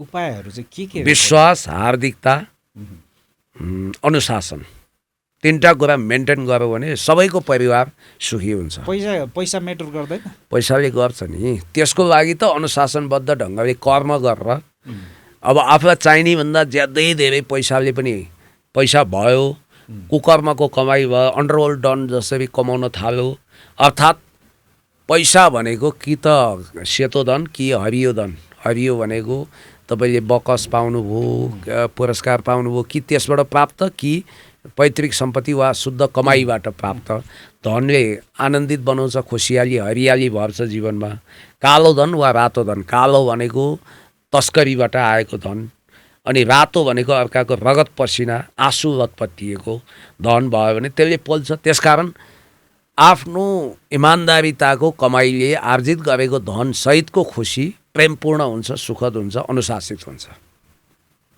त्यसमा म विश्वास गर्छु 2टा कुरा गरेर हामी सकौँला ऱ्यापअप गरौँ आज तपाईँ धेरैवटा चलचित्रहरूको शुभ मुहुर्तमा वा चलचित्रको प्रिमियरमा तपाईँ इन्भाइटेड व्यक्ति हुनुहुन्छ कि पुग्नु भएको छ तपाईँ धेरैवटा चलचित्रको त्यो प्रमोसनमा पनि तपाईँ खट्नु भएको हुन्छ म कलाकारहरूको बारेमा अलिकति कुरा गरौँ न फेरि त्यो गरिएन भने मजा आउँदैन होला भनेर राजेश पायल राई र दयाहाङ राईलाई तपाईँले छान्नु पर्यो भने कसलाई छान्नुहुन्छ पहिलो कुरो म चलचित्रको प्रिमियरमा किन पुग्छु भने उहाँहरूको एउटा उद्देश्य हुन्छ पुण्य गौतमले बोल्यो भने फिल्ममा दर्शकहरू तानिन्छन् अट्र्याक्सन बढ्छ डिफ्रेन्ट फिल्डको मान्छेको माउथ पब्लिसिटी बहुत महत्त्वपूर्ण हुन्छ मिडिया पब्लिसिटी चाहिन्छ भनेर बोलाउनुहुन्छ ए बाबा मैले गर्ने दुःख यति मात्रै हो कि उहाँहरूले बोलाएको टाइममा त्यहाँ पुग्नु, उहाँहरूको चलचित्र हेरिदिनु र त्यसमा आफ्ना विचारहरू व्यक्त गर्नु। उहाँहरूको रिस्क कति हुन्छ, करोडौँ लगानी हुन्छ। म र हामी जस्तै मान्छेले राम्रो बोलिदिँदा दर्शक थपिएर उहाँको लगानी सेक्योर हुन्छ, उहाँ सेफ जोनमा बस्नुहुन्छ भने योभन्दा मेरो लागि खुसीको कुराहरू केही हुनै सक्दैन। त्यसकारण म पुग्छु। झोरै फिल्म रहेछ भने नि योभन्दा राम्रो फिल्म अर्को बनेकै छैन भन्न पनि चुक्दिनँ जहाँसम्म होइन। त्यस्तो झुट पनि बोल्नु भएको छ तपाईँले होइन। अब नरवा कुञ्जर अस्वस्थतामा हत हत हानिरहित झुट कहिलेकाहीँ के हुन्छ भने तपाईँले म लगन खेल भएको बेला धुरी खेल्छु भन्दा कसैको उद्धार र रक्षा हुन्छ भने त्यस्ता कुटनीतिक झुट बोल्दा राम्रै हुन्छ। मैले एउटा सानो उदाहरण नदी नहुने भयो। मुगलिनमा यामानको खुकुरी बोकेर भोजपुरी खुकुरी बोकेर कसैलाई काट्न हिँडेको व्यक्ति उत्तेजित व्यक्तिले एउटा मान्छेको बारेमा मलाई सोध्यो, तँ मान्छे कहाँ गयो। त्यतिखेर म सेलिब्रेटी थिइनँ, केही थिइनँ, अखबारमा लेख्थेँ, मलाई चिन्दैन थियो। मलाई आम रूपमा होटलमा खाना खान गएको व्यक्तिको रूपमा उसले बुझ्यो र मलाई नि सोध्यो। अब मलाई डर पनि आयो, अब जसलाई पनि हान्न सक्छ उसले। अब मैले फ्याट्ट साँचो बोलेर यो टोइलेटबाट छिरेर ती छ कि त्यहाँबाट बाहिर निस्क्यो, भेन्टिलेसनबाट उता गयो भनेर भनौँ भने त्यहाँ गएर मान्छे मारिहाल्छ, उसले काटिहाल्छ भनेपछि म अब झुटो बोलेर त्यो मान्छेको जीवन बचाउँछु भनेर ह्यात्तेरिका तपाईँ यहाँ खोगुरी चम्काउँदै आउनु अगाडि नि त्यो त स्याल जस्तो रहेछ, तपाईँको आँखा चलेर त्यता पो लाग्यो त, तपाईँ जताबाट आएको लो त त्यताबाट गयो, ऊ त्यो झ्यालबाट ऊ त्यो ठाउँबाट छिरेर जान्छ भनेको त्यता दौड्यो, यता आएर मेरो एकछिनपछि स्यास्या फ्याफ्या गरेर तपाईँले जीवन जोगाउनु हो भनेर ल गइहाल्नुहोस् भागिहाल्नुहोस् यहाँ फेरि आउँछ भने त्यसरी जीवन जोगाइयो भनेपछि तपाईँले बोलेको कुटनीतिक झुटको कारण नरवा कुञ्जर अस्वस्थतामा हत हत मान्छे मऱ्यो या हात्ती मऱ्यो थाहा छैन, अस्वस्थतामा मऱ्यो भनेपछि महाभारतको युद्ध टुङ्गिएको थियो। नत्र अष्ट चिरञ्जीवी मध्ये एक हो नि त अस्वस्थतामा, ऊ बाँचेसम्म महाभारत सिद्धिँदैन थियो भने जस्तै युधिष्ठिरले त्यही कुटनीतिक झुट बोल्नाले आधा घन्टा नर्क भोग गरे। पछि स्वर्ग जाने बेलामा चाहिँ युधिष्ठिरको कुकुरलाई स्वर्ग जान बल्ल बल्ल अनुमति भयो, युधिष्ठिरकै कुकुर हुनाले। तर कुकुरको जिउमा टाँसिएको किर्ना पनि स्वर्ग गएर मोक्ष भयो भन्ने भनाइ छ क्या। भने जस्तै तपाईँले अघि प्रश्न राख्नुभयो, अब फरक प्रसङ्ग राजेश पालराई कि दयाहाङ, मलाई यति धर्म सङ्कटमा पार्नुभयो कि तपाईँले सोधेको प्रश्न कस्तो जस्तो लाग्यो भने मेस्सी कि रोनाल्डो भनौँ न, होइन मेस्सी र रोनाल्डोको त तुलना हुने हो। मेस्सी कि ब्राड पिट भने जस्तो हो। हलिउड स्टार ब्राड पिट, मेस्सी फुटबल स्टार। दुईजना किराँती हुन् नि त यहाँ त होइन, किराँती हुन् माने कि अभिनयको क्षेत्रको बेताज बादशाह दयाहाङ, राई इज किङ गायन सेक्टरको नारायण गोपाल पछिको प्रज्वलित इतिहास भएको व्यक्ति राजेश पालराई। दुवैको आफ्नो वैशिष्ट्य छ, दुवै आफ्नो क्षेत्रका सगरमाथा चढिसकेका व्यक्तित्व, दुवै लेजेन्ड, नो कम्पेयर है। बालेन शाह र हर्क साम्पाङ छान्नु पर्यो भने of course no doubt Balen Shah singer है, दुइटै सिङ्गर, दुईजनै सिङ्गर। सिङ्गरको रूपमा म छान्दिनँ नि, म त नेताको रूपमा। ओके। सिङ्गरको रूपमा म बालेनजीलाई मैले उहाँको गीत धेरै सुनेको छैन, कसरी छानौँ। नेताको रूपमा छान्दा एक सेकेन्ड पनि नसोचिकन ढिलो नगरिकन सिधै भनिदिन्छ हर्क साम्पाङ, किनभने भलै प्रधानमन्त्रीको पोजिसनमा बालेन शाह हुनु होला, अब भविष्यमा म पनि प्रधानमन्त्री बन्छु भन्ने लक्ष्य हर्क साम्पाङले लिनुभएको छ। देशभक्तिको हिसाबले, मानवताको हिसाबले कता हो कता महान हृदय भएको व्यक्ति, देशभक्त व्यक्ति हर्क साम्पाङ। प्रचण्ड र केपी ओलीलाई तपाईँले छान्नु पऱ्यो भने केपी शर्मा ओली, किनभने प्रचण्डजीले अब जनयुद्धको व्यूह रचना गर्नुभयो, उथलपुथल गर्नुभयो, तर कालापानी लिम्पियाधराको नक्सा त उहाँले ल्याएको होइन, केपी शर्मा ओलीले नै ल्याएको, त्यसकारण उहाँ नै राजा कि राष्ट्रपति अन्तिममा। यो त नेपालको सन्दर्भमा सोध्नु हो कि विश्व सन्दर्भमा? नेपालको। अब सिके राउत जस्तो व्यक्ति भविष्यमा राष्ट्रपति हुन्छन् भने त नो डाउट राजै भन्नुपर्ने हुन्छ यहाँ। यदि नेपालको राजनीतिले मेरिटलाई माइनस गरेर जो पाए त्यही राष्ट्रपति बनाउँछ, सिके राउत हुन सक्छन्, डाक्टर बाबुराम हुन सक्छन्, नेपाल डिप स्टेटको कब्जामा जान सक्छ, अथवा योभन्दा पनि गए गुज्रेको मान्छे आउँछ भने देशलाई सिक्किमीकरण गर्छन् भने देशभन्दा ठुलो कुनै तन्त्र पनि होइन, कुनै वाद पनि होइन। त्यसकारण त्यो अवस्थामा चाहिँ राजै सही हो। तर आम रूपमा म लोकतान्त्रिक समाजवादी हुनाले मेरो आस्था विश्वास के छ तपाईँले बुझिहाल्नुभयो। हस् पुण्यश्वर, आज तपाईँ र मैले छलफल गऱ्यौँ, कुराकानी गऱ्यौँ, धेरै लामो समय कुरा गऱ्यौँ। यो महत्त्वपूर्ण समय उपलब्ध गराउनुभयो। जाँदा जाँदै तपाईँले म लगायत मेरो टिमलाई भन्नु केही छ? तपाईँहरूलाई मैले मुरी धन्यवाद दिन बाँकी छ।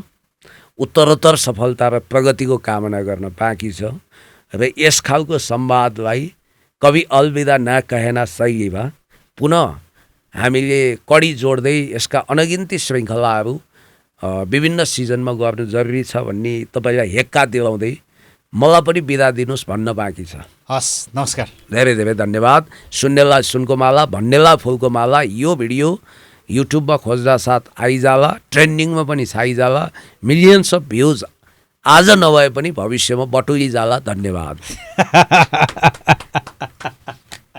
Thank you. ओके।